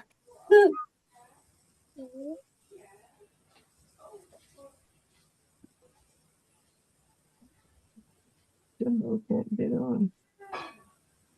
Wait, is Jumbo on? Hiya, folks. Because Richard came off. Richard's got control of the mute microphone, and unfortunately, I wasn't able to get a message through. So that I've been saying somebody unmute me for the past 5 minutes, but it's not worked. So I'm just gonna Richard. So when Yeah. He's back on now. Are you back on? Yeah, I'm back on. We've got a problem with it. Everything's overheating massively. So, Richard, when I go onto the images now, you've got to unmute me, right? So as soon as I go onto this now, we're going to go onto this right now. Richard, unmute me. He's frozen. Hang on. He did the reverse. He muted him. Right. Right? Yep. Wrong. Jumbo has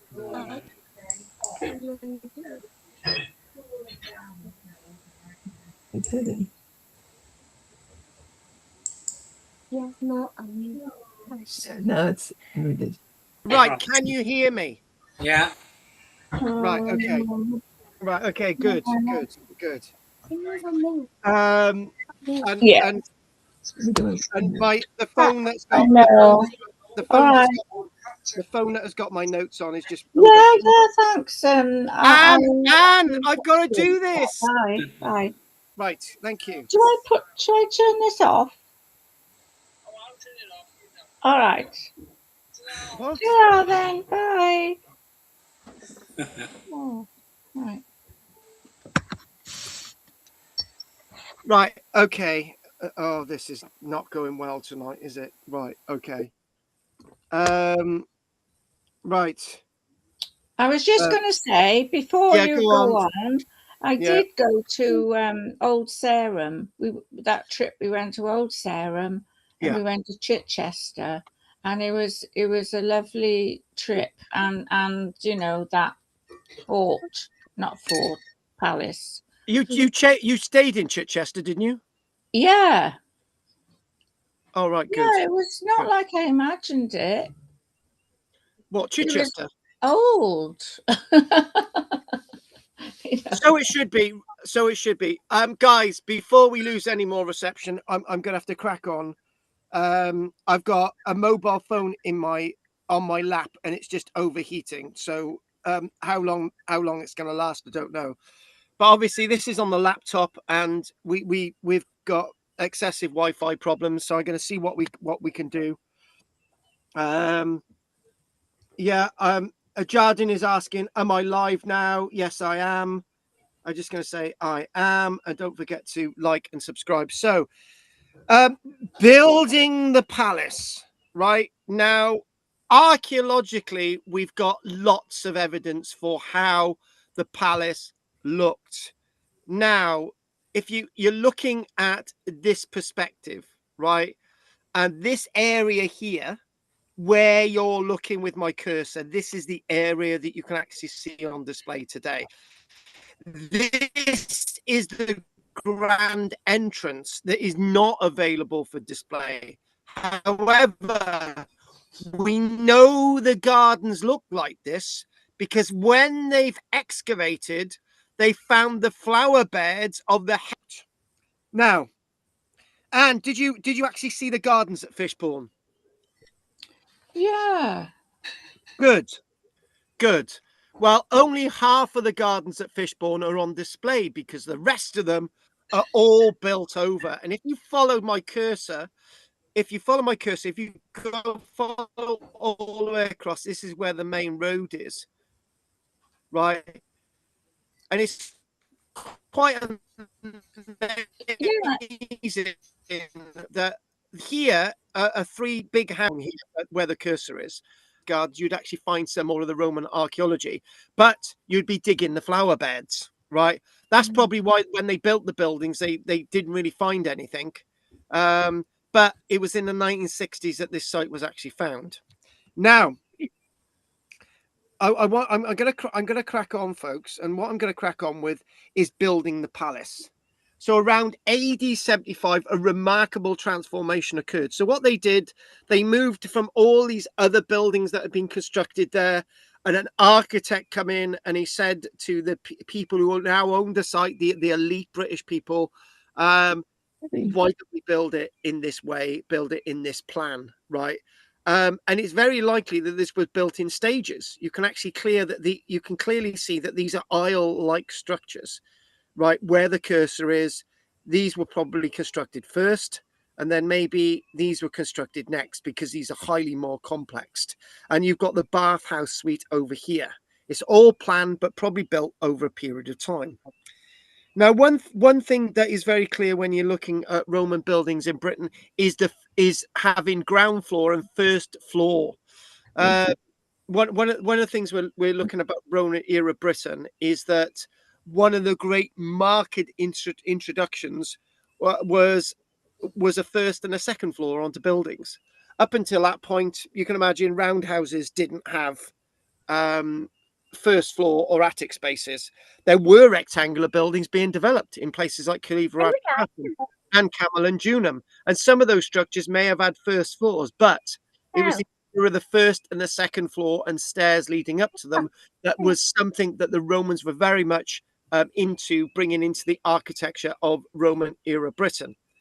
Now, we can't say that wall frescoes are a Roman introduction after AD 43. There's lots of evidence to say that people were already using wall frescoes at some sites before AD 43, but these were actually highly influenced by Roman architecture.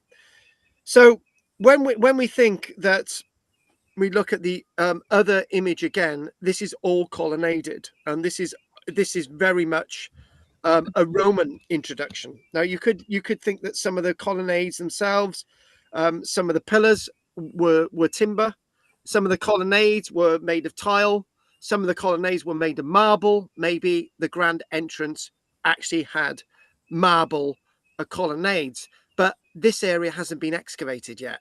And it's probably the reason why it hasn't been excavated is there's going to be a lot of archaeology to excavate there, and it's going to need a lot of money to actually display it. And they probably putting a shelter over it as well to actually display the archaeology for future generations. And that's probably what they're going to do. Yeah. What's this So, in the corner? Like a round white thing. oh, that's the bathhouse. Oh, right. That's the bath suite, right? Mm. Naturally, we've got hypercore systems in evidence around the site, but this is going to be clearly where the bath suite is, or we believe the bath suite is over here. Yeah. Now, when we get an idea of this site, right, let's do a few ideas of scale, right? And when we think about a few ideas of scale, right, and we're looking through some really nice images here. This is the area of the museum today, right? Now, to give you an idea of scale, if we go back to the other image, which is here. The complex itself, wait for it, was 2.3 hectares in area, right? To give you an idea of the scale of this site, this is bigger than the area of the Millennium Stadium in Cardiff today. Now, I have been to the Millennium Stadium a number of times to see Wales play football.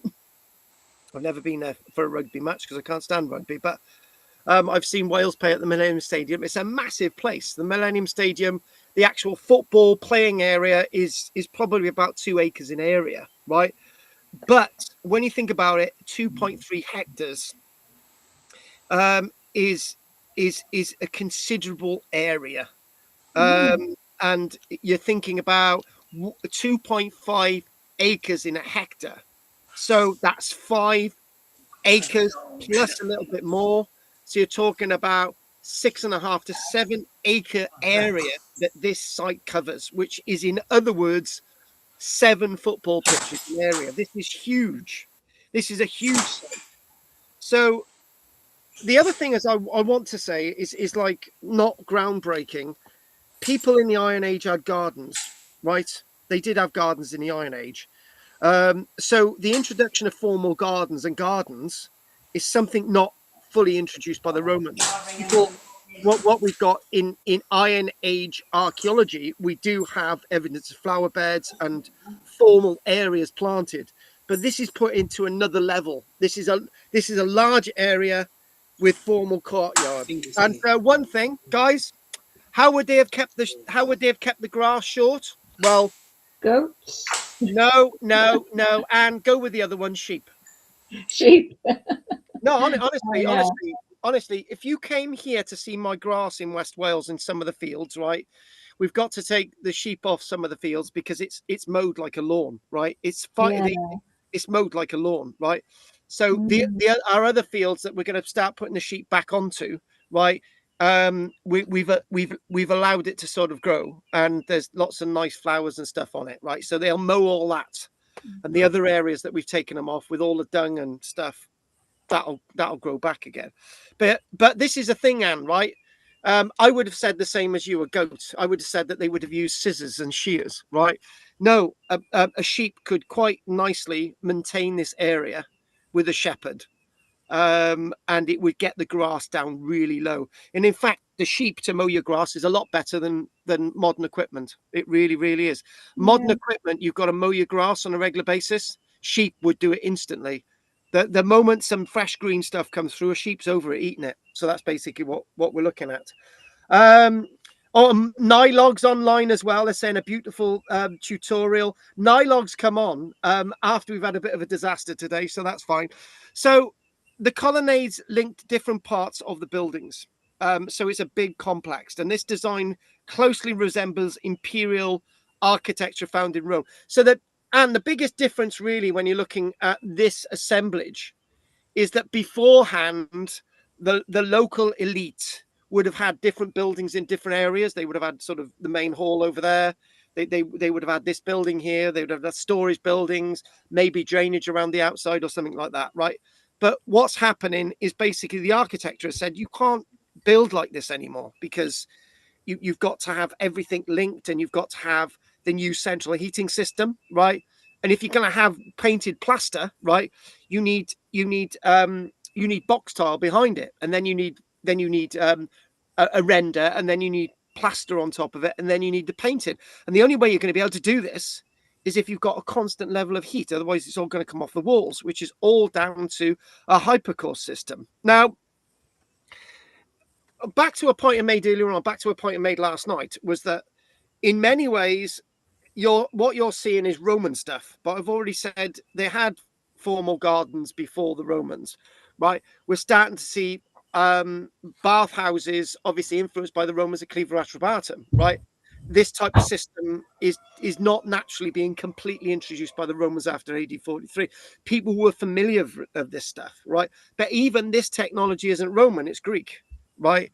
This suspended floors, this is actually Greek technology, right? Yeah. So are we, where in all of this can I say that we're developing this landscape of architecture that in a way presents who the British people are.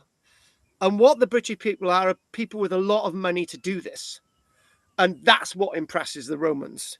This is not a Roman building. This is the initial, the people that the Romans are trying to court. And naturally, in a modern day and age, if you've got lots of money, the Romans are going to want you to pay taxes. And also the people building this are Roman, Greek, Gaulish craftsmen, right?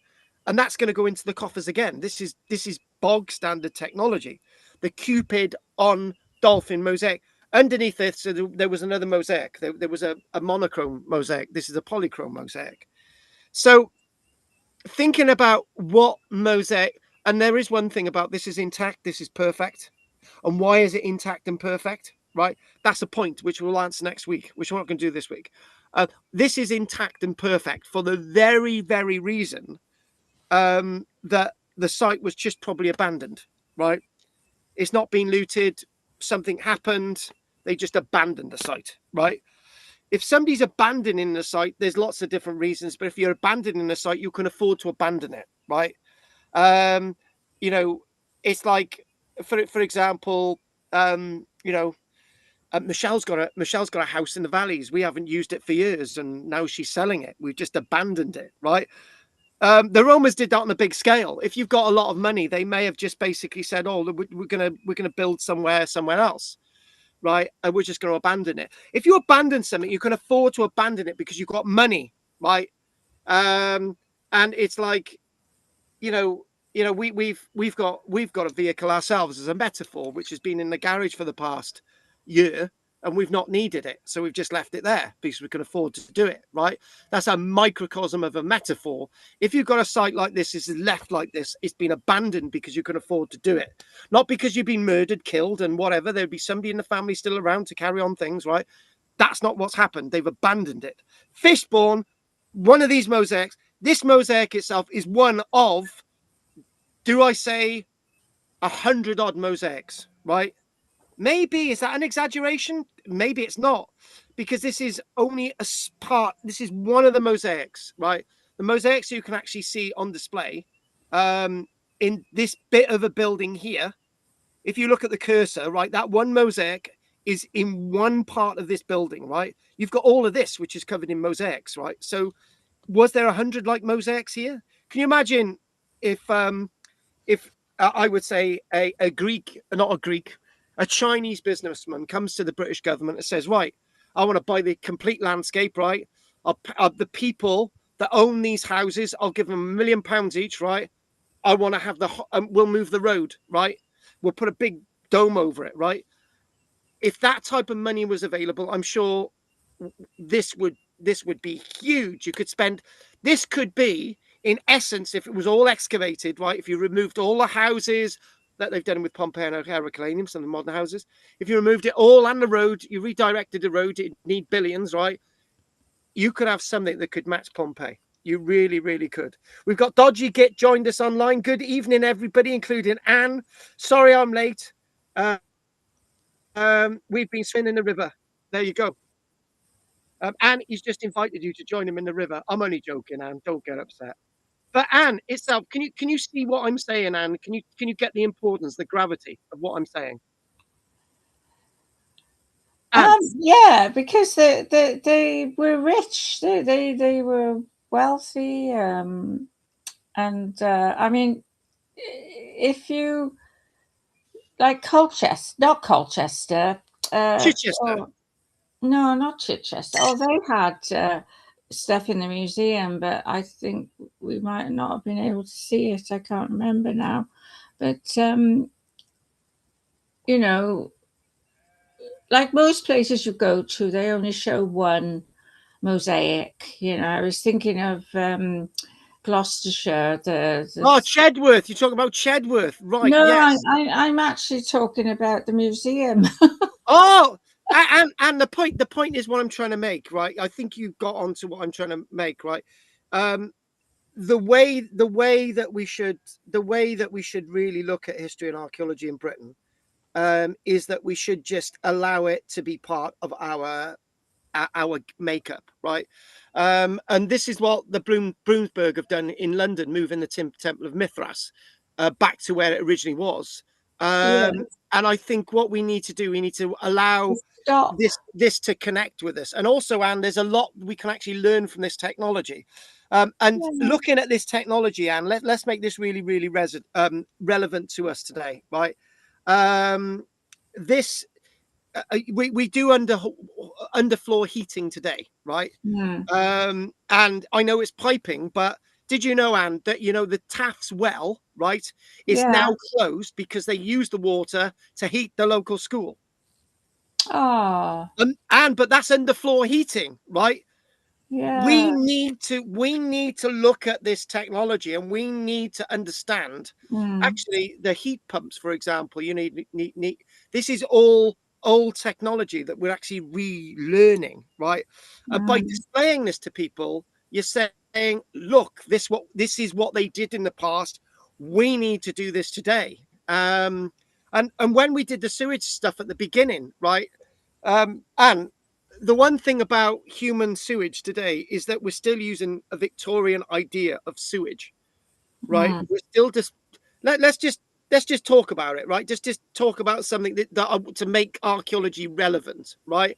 Going back to that image, let's make archaeology relevant. Why we do this? This is why it's so important, right? So we had the images earlier on of a sewage system in Colchester, right? Mm. And we're thinking a big sewage system. The immediate thing is, well, you said, right, which was you had a right to say it. They used the technology that they had back in the day, but I said they did have the technology that we use today, but they chose not to use it because they understood technology better than we do, right? So what we do, we still take we in this country, right? We still put tissues down the toilet. We still put all this stuff down the toilet, right? Instead of doing what they do on a continent and actually put the tissues in a bin, right? And that's disposed of somewhere else, right? But we put everything in our toilets and expect the sewage system to cope with it, right? It doesn't. In the Roman world, they devised a sewage system that dealt with all these problems that we've got today. And it's something that we don't learn from. And looking again back at something like this, with these buildings, right? With these buildings, the walls were heated. In our buildings, we've still got to use radiators. How backwards is that, right? They had heated walls, and then the heat would rise into the rooms above, and you'd have heated rooms above, and then the Mm. heat would go out through the roof space, right? But the point is, all this technology was in the past, and we need to learn from this, right? Mm. Back to Fishbourne. This is an amazing site, and we've got a few people chatting online. Guys, good to have you online today. And and it's so what we've got here is that mosaic's breathtaking. What's under there is breathtaking. These formal gardens organized, fountains, mosaics organized. And Anne, I'm reminded of something that we discussed last night briefly. I wanted to know, I know we've got a small number tonight, wanted to know from people what they wanted, how much more they wanted to get out of doing what we're doing as a community. And I want to have a quick chat about that at the end. I know we're going on, but I'm sort of in a Rome at this minute. It's starting to get cooled down as well. So we're looking at the gardens there. We're talking about there's fountains, there's mosaics, right? And we're thinking, well, how did fountains work in the Roman period? They did, right? And so the effect of all of this was absolutely breathtaking, right? And thinking a bit, right? This is you're thinking that local people and that right there's another point to be made, right?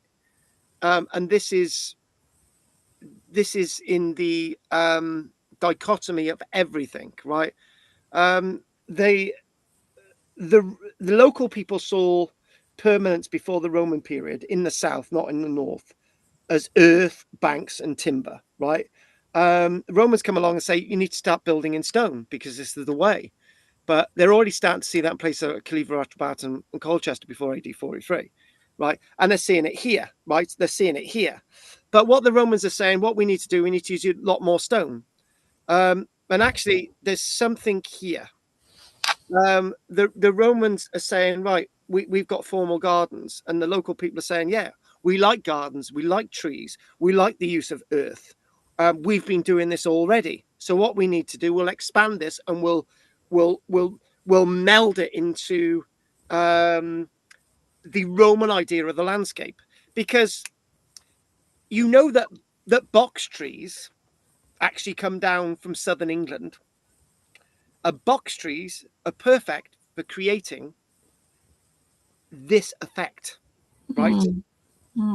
Box trees actually, do come from southern England. They really do. I've never owned a box tree, right? But it's one of our native trees, right? And you're just thinking, well, people would have known this hardy small bush, right, that had small leaves, right? And believe me, people would have been aware of that. Somebody's saying we've got snow on the way, but that's life. So Fishbowl demonstrates how quickly Roman culture spreads, and our form of Roman culture, right? So even though we've got carved stone, stucco, and this type of stuff, and we've got the scallop shells and so on, right? And we've got the monochrome stuff, and we've got the Cupid, and we've got back to this original image, right?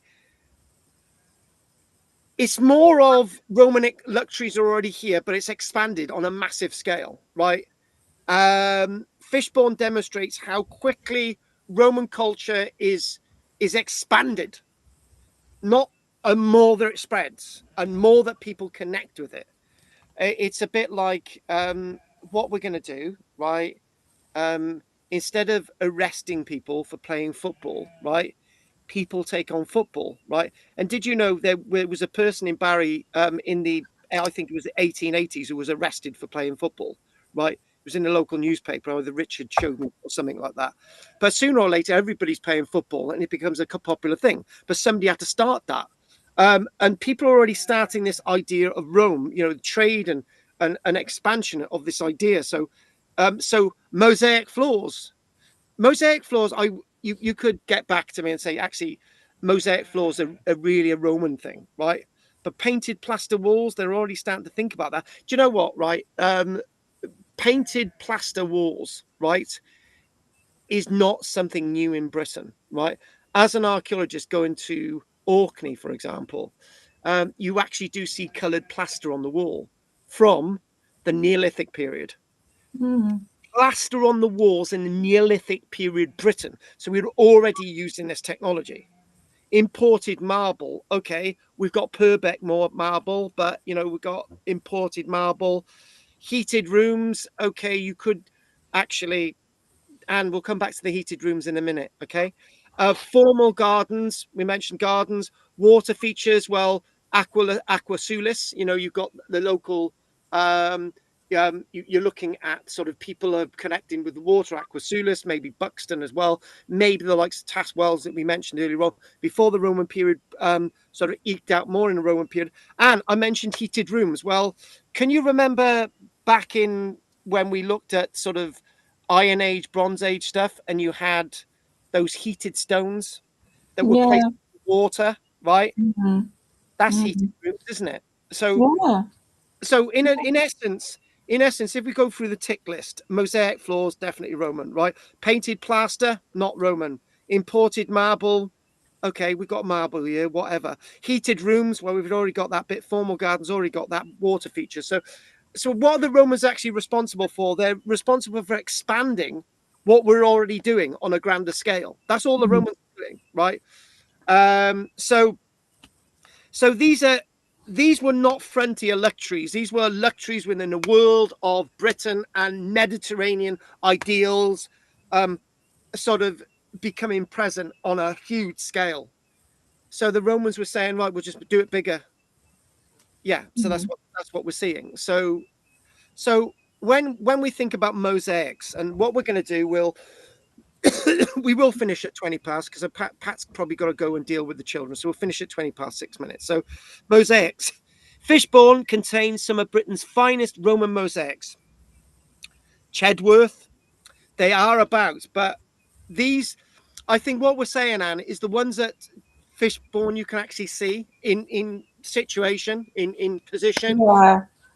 Yeah, I Yeah. don't know, Anna. You never come on that trip to Hereford Museum with us, but when we had the trip to Hereford Museum and the cathedral, I took them up the stairs and I said, look at the mosaics, and they said, well, where? I said they're on the wall, and it's like Oh, they yeah.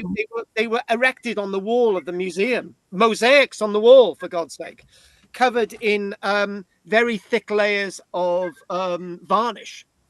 And I remember saying, well, when I went to the British Museum, some of the first mosaics I ever saw were on the wall, right? Mm. Mosaics shouldn't be on, mind my French, bloody walls. They should be on the floor. But this is what you see at Fishbourne. This is how Fishbourne itself stands out as something very, very special, right? So very few mosaics in Britain are actually in the position that they were excavated, I'm right? trying to, yeah, I'm trying to think of that place in Gloucester. They had King Cotswolds, it's got a mosaic in their museum. A beautiful one. You're not talking about Chedworth, though, are you? No, no, I'm talking about, what's the name of it? Can't remember. Yeah, and I've done loads on my series online. There are a few, and I'll Oh, probably it's give in you the wrong one. Gloucester. The Gloucester Museum. I got a cough Yeah. as well. Anyway, we'll come to that again, Anne, and we've got to do that one thing at the Sorry. end as well, quickly. Yeah. So anyway, so one thing that is about Chedworth, not Chedworth, here at Fishbourne, is that there's mosaics on top of mosaics, because Mm. what we've got these monochrome mosaics that have these mosaics on top. I showed an image of a mosaic last night that actually showed a multi-layered mosaic, which we can't see. But so obviously, you've got these earlier monochrome mosaics, and then you've got the polychrome stuff on top. And what we've got, these are two scallop shells that are typically a Roman thing. But when you think about it, scallop shells and a base. And by the way, Anne, Dodgy Git has come in with a bit of a solution. He said, under the floor in Gloucester, in the town centre, there is stuff in Gloucester. There's bits of stuff in Gloucester that you can Yeah. actually see. There's actually underneath Gloucester, you can actually see bits of the Roman wall, which is Oh, right. absolutely fascinating, in Gatehouse. But there you go. So when we look at this, we can study this, and the mosaics display geometric floral patterns, complex artistic layouts, and they reveal the presence of highly skilled craftsmen. And guess what? When craftsmen are developing their skill, right, we've got two identifiable schools of mosaic craftsmen in Britain, one in Carinian Cirencester, and one actually in the likes of London, right? So you've got two schools of mosaic makers. These are not Roman mosaic makers. These are people who have actually learned the skill to build mosaics. And the very strange thing, when this site falls out of use, which is basically about AD 300, what happens is that there's a massive push to build villas across Britain from about AD 300 to about AD 350. It's known as the Great Villa Building Stage of Britain, right? So as this site's falling out of use, there's a wave of mosaics being built across Britain, and these are being made by local people. They really, really are. So this is all of this stuff is, all of this stuff is very important in our understanding of how things are developing. So I'm gonna call this a day in a few minutes, and distracted by time now. So in other words, they reveal the presence of highly skilled craftsmen. Some may have even traveled from the Mediterranean world, but lots of what we've got developing in Britain is coming from Britain. The Roman visitors looked at these floors and saw that these floors were statements of wealth, and the statements of wealth themselves were actually being created by native Britons, not Romans. And that's a point. They were actually being created by people in Britain, right? So when people were coming over from the continent, they were seeing all of this and thinking, wow, these people have got wealth. So people in Britain were saying to the Romans coming over, look what we've got, look what we're showing. And these were people from Rome coming to see what we've got, because we were creating these things, not Roman craftsmen anymore.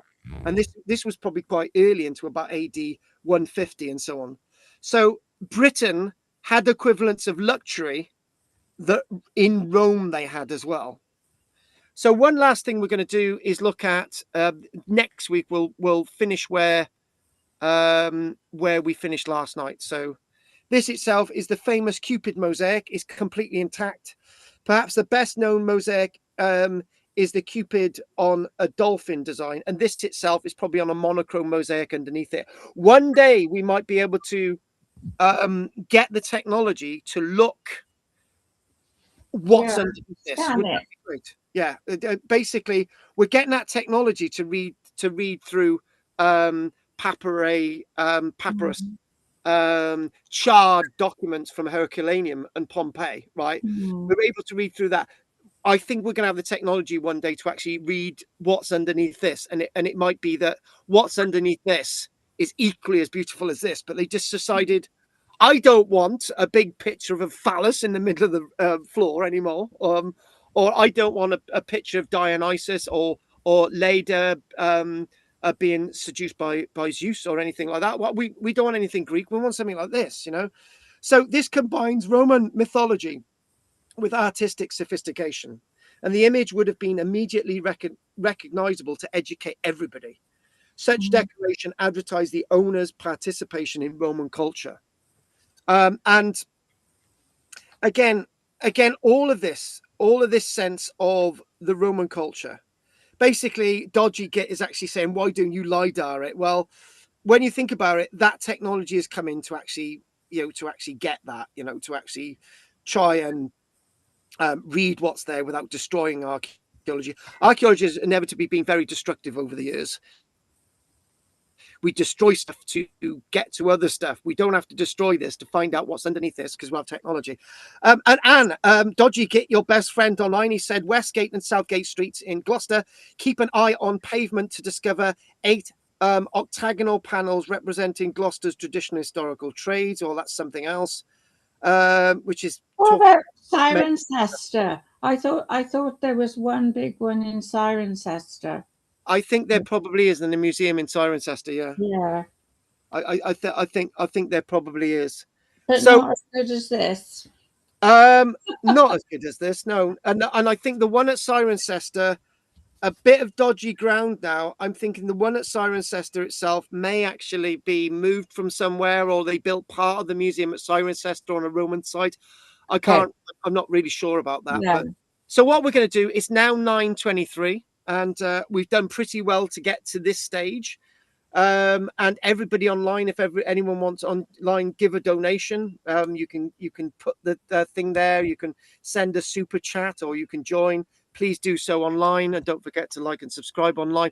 But other than that, we're gonna call this a day. Anne, you can have the last word on this before we move on, and we actually close today. This would have been your first impression of Fishbourne. What did you feel? Well, it was very well done, and to be able to see the floor, it was great. With those raised platforms, it was really worth going to see that.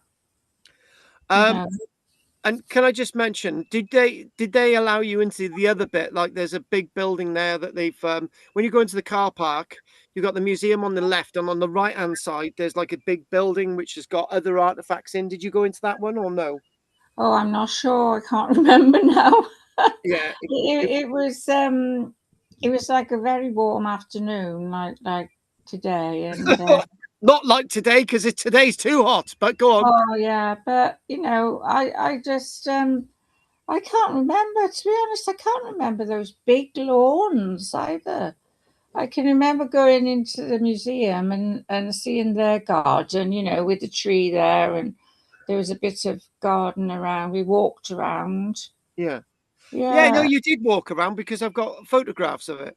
Yeah. And but you know, it certainly is an interesting subject, because I was thinking, well, you know, the Romans got their ideas from the Etruscans, you know, the plaster work and the Oh yeah, and well, the fish and, design, yeah, all the rest. Oh, well, you're and talking of about the course Etruscans, and then the you get stuff. Yeah, Minoans, the Minoans. That's what I was thinking of. Yeah, and all yeah, that, yeah, you know. So yeah, it's lovely that it's all coming through. At least they brought it. Well, I don't know if they brought it. You know, loads of people went to Rome from Britain, especially in the church, and they might have brought influences back, you know, yeah, yeah, yeah, yeah. ideas. So, okay, great, thank you. Well, we've gone on a bit longer today to try and so you've had your money's worth, and um, we would usually finish before this, but it's been a bit of a disaster. This phone that's actually got my notes on is actually red hot. It's You've got to cool all that down now. You need to turn it all off and, you yeah. know, Well, cool it I'm down cool it down, babes. overnight. Yeah. So what we're going to do next week, we'll explain a little bit more about the gardens, daily life, sort of the people who work there, Fishbourne and Rome, the destruction, what exactly happened after Rome, rediscovery, and the work of Barry Cunliffe. So give you a little bit about the rediscovery. In 1960, engineers digging a water main trench uncovered Roman remains. And you're thinking, mind my French, no children there now. Bloody hell, how did they not know this site was there, right? Mm. Um, Mm. how did they not know it was there? Now, before we actually do the questions and we sort of dumb down tonight, I've been very much thinking that you know I've up until about late last year, I had completely thought, right, we don't need to do archaeology Cymru anymore. We'll just do the classes and whatever. And then slowly but surely, people have come back, and we thought, right, that's what we're doing. That's why we're archaeology community, with sort of the legacy of archaeology Cymru in the background, right? So obviously, we've got this place in West Wales that people can come to anytime, right? No charges, no fees as part of your membership things. You want to come to West Wales and see what we're doing, it's part of you. Right, some people are in Cumbria, they want me to come up and do a live show. I thought maybe I could do a live show down here, and sort of we'll just sort of do something Mm. similar. And obviously, you know, we're gonna keep the Illicig pillar going. That's been sent in the post to you today. I think I think some of you have got that coming in the post in the next few days, and then some of you next week. So we don't really have any excursions or anything like that planned, because we don't really have that type of people anymore. But so I just want to ask everybody, as I'm asking questions, is there anything else you want to get out of what we're doing? And then we'll ask questions. So we'll do that of everybody. And you can start off with answer that question. And is there anything you want to say? Well, it's I think having done a lot of archaeology classes for a long time, I know it's hard for you to come up with, you know, an original take on something, but I think you do your best. You do your best, and especially with introducing Ireland, Yeah. and you know, so I still like to hear about Ireland. Well, Um, we're going to do a whole thing on Ireland. You know, it's just like with my film work, for example. Depends on how things go. And it's just really weird that I'm being recognised for my film work. I'm on my 4th award now, and it's just thinking, well, what do I do with this? And I remember speaking to a director recently, and he said, well, I've not won any awards for my work. You should be doing something with this. You should be telling the world. And very recently, I had a film. I had one of the festivals saying, right, we want to see your Caligula movie in the film festival. And I thought, right, okay. So we shared it to a couple of festivals, and I thought, wouldn't that be an absolutely brilliant film? Doing a film based on Caligula's invasion of Britain. Nobody's ever done it, because 99% of people think he never did it. But what I'm thinking, maybe in the long distance, is maybe we could do a trip to Norfolk or something, and it's all really well planned and whatever, and we could do some of the locations that are involved in it, those types of things that actually tie in with what I'm doing, I'm probably talking about. But anyway, Anne, anything else before we go on to I'm Henry? just wondering, do we need a meeting this long every week? You know, that's something. No, Anne, this was not meant to. We should have finished at 9 o'clock tonight. Yeah, no, I mean, I mean, you're talking about 2 hours, aren't you? 2 hours a Yeah, week. yeah. So Well, it's what everyone else feels as well, you know. Anne, I'll answer you straight away. There's a woman called Anne on a Wednesday, on a Tuesday, right? Yeah. She came back on the basis that if she wants to do an hour and leave in the break, she can do it. And there's actually Yeah, two. There's two. I agree with that. I There's agree with two that. people. There's two people who do that on a Tuesday, right? So you're not going to be alone, right? There's one Okay. guy who only does an hour on a Tuesday. Well, when I say an Okay. hour, he does an hour and a half before we get to the break. Yeah. So it's fine. It's fine. Yeah, that's fine because I don't mind, just paying the money for the 2 months, and just taking it as it comes, And also, Anne, I'm going to send that stuff to you in the post. Henry should have already had his pack, and I'm going to Oh, find out if he had his pack today or yesterday, right? So, what I'm thinking of doing, you said you wanted 2 packs, so what I'm going to do, we might put them all in one big envelope, and you can sort of. There's going to be yeah. a I little. mean, it'll be all right just for one girl because she's older and she might appreciate it more. But I'll pay you for that as well. Well, don't worry. We'll get that out to you in the post, and we'll see where you Yeah. are, Anne. If you want me to send you enough for 2 packs, I will, because we've got enough. Yeah, I got these great nieces and things. No, they're not nieces; they're cousins. Yeah, Sort of. well, when I send them, right, there'll be duplicates of everything in there, or there'll be one item that's similar to another when you can work out what you, and that's what we'll do, right? Okay, Okay, then. Right, that's great. Thank you very right, much. okay then. Henry, did you receive? Thank you for that, Anne. Did you receive your pack, Henry? Mr. Postie's been a bit delayed because of the temperature. Oh, Oh, another excuse. Oh yeah, yeah, right, exactly. All right, then. yeah. Okay. Well, anyway, the weird thing was, yours cost the same price as if I sent a single pack to someone, which I thought, oh, that's odd. But anyway, with the points that I've made, Henry, anything you want to say? Yeah, just one thing. You might want to take a look at braiding on the Isle of Wight. Yeah, we braiding. Yeah, go on. Because of their mosaics there, which are in situ as well. Yeah. Oh, that's And there's quite a number of good. separate mosaics. Hmm. Actually, do you know, with braiding, I think I need to maybe look at braiding in the same way we've done Fishbourne, because it is the Isle of Wight, and it is braiding. The problem is with the Isle of Wight is one of the weirdest places in Britain, because when we did the Neolithic on the Isle of Wight, there was hardly any Neolithic archaeology, but you'd think there would be, right? I think we had like one burial chamber and something down the road, and you're just thinking, well, and then you've got all this Roman and stuff, and I think the Isle of Wight's been understudied by a long way, right? Hmm. And maybe braiding would be a nice little study. Yeah, we'll think about that, Henry. Yeah, I think the braiding site clearly predates Roman, and I think in the same way that you were talking about cultural development,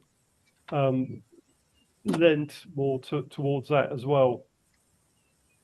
and I think what we should be doing is more of this, where we are looking at this sort of cultural development, and and it's not just as easy as this is one thing that makes people so angry about when they hear me talking about Roman Britain, and then when they listen a bit longer, they actually agree with me. But it's just like they think, right, is it all about, for example, Roman Scotland? Is it all about sort of Britannia Romana, right? Is it all about this type of stuff? Is it about, for example, not that's a dictionary of something else, but is it just purely about Roman Empire? And it's not. No. Britain in the Roman Empire, or is it the Roman Empire in Britain, or whatever way? Or is it just so?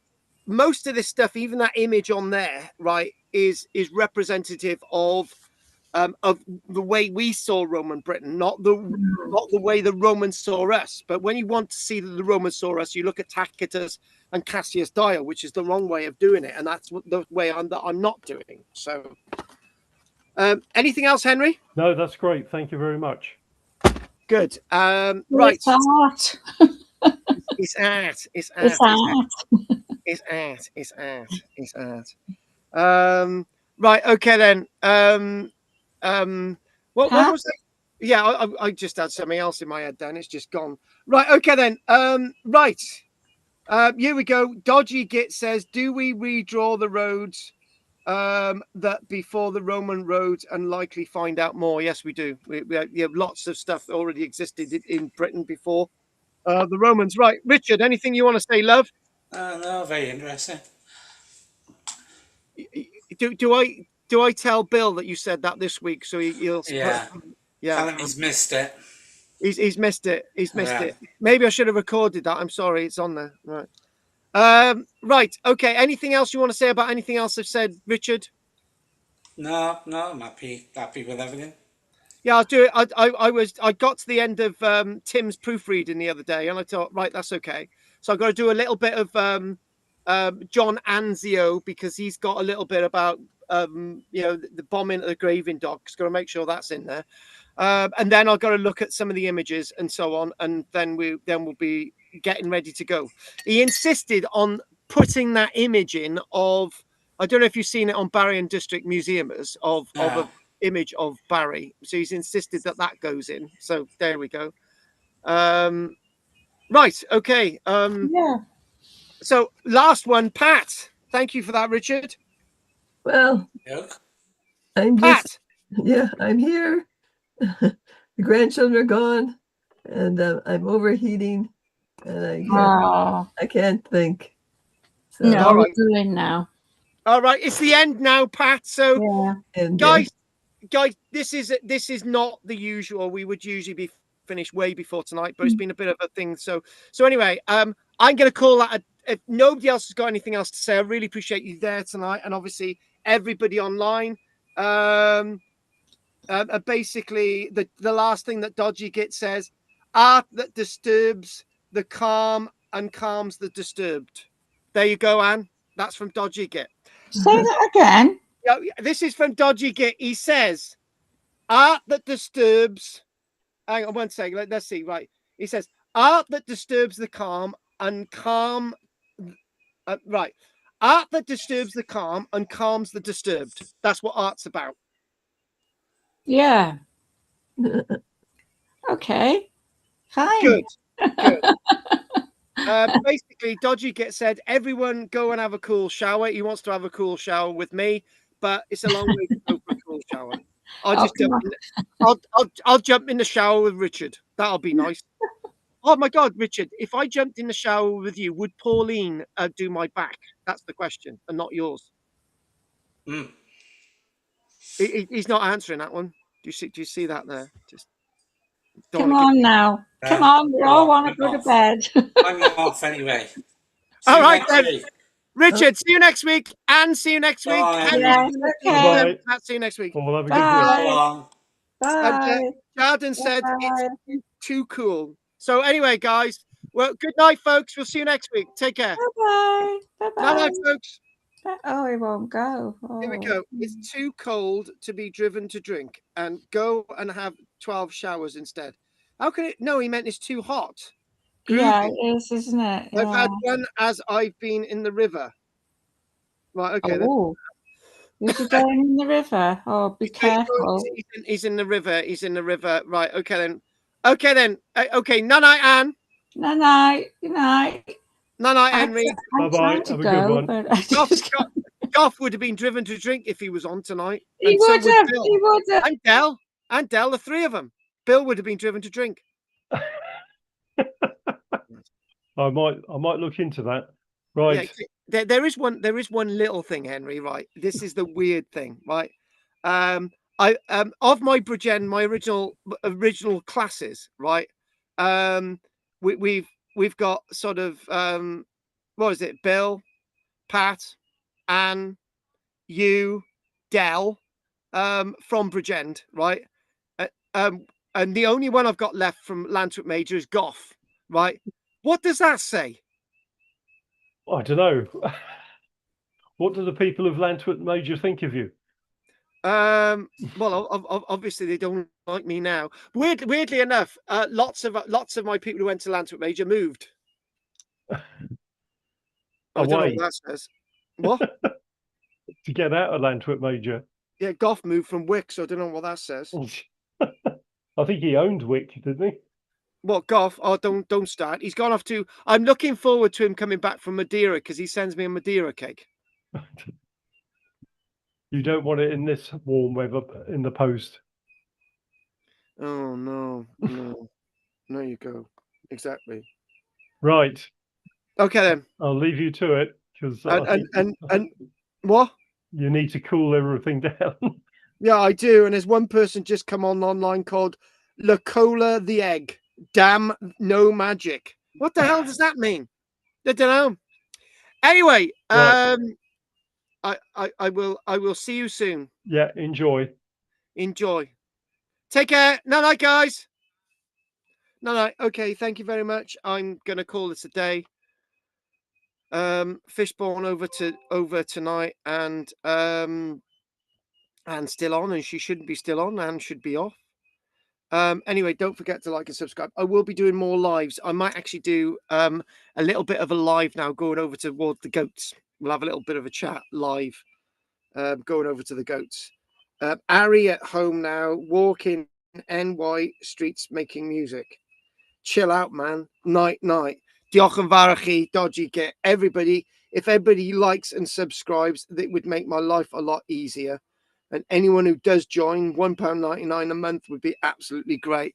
I'm going to go now. Thank you very much for your support and watching. We'll be back next Tuesday and Wednesday at 7:10. I've got to let the goats in. I'm going to take the camera with me. It's still fairly light outside. Yeah, a bit cloudy, which is great. So thank you very much. You're muted and frozen. What an absolute bollocks that was tonight. It just went wrong. So diolch yn fawr i chi, nos da. And I might do a little bit of a live off another platform when I close this down in the next 5 minutes, right?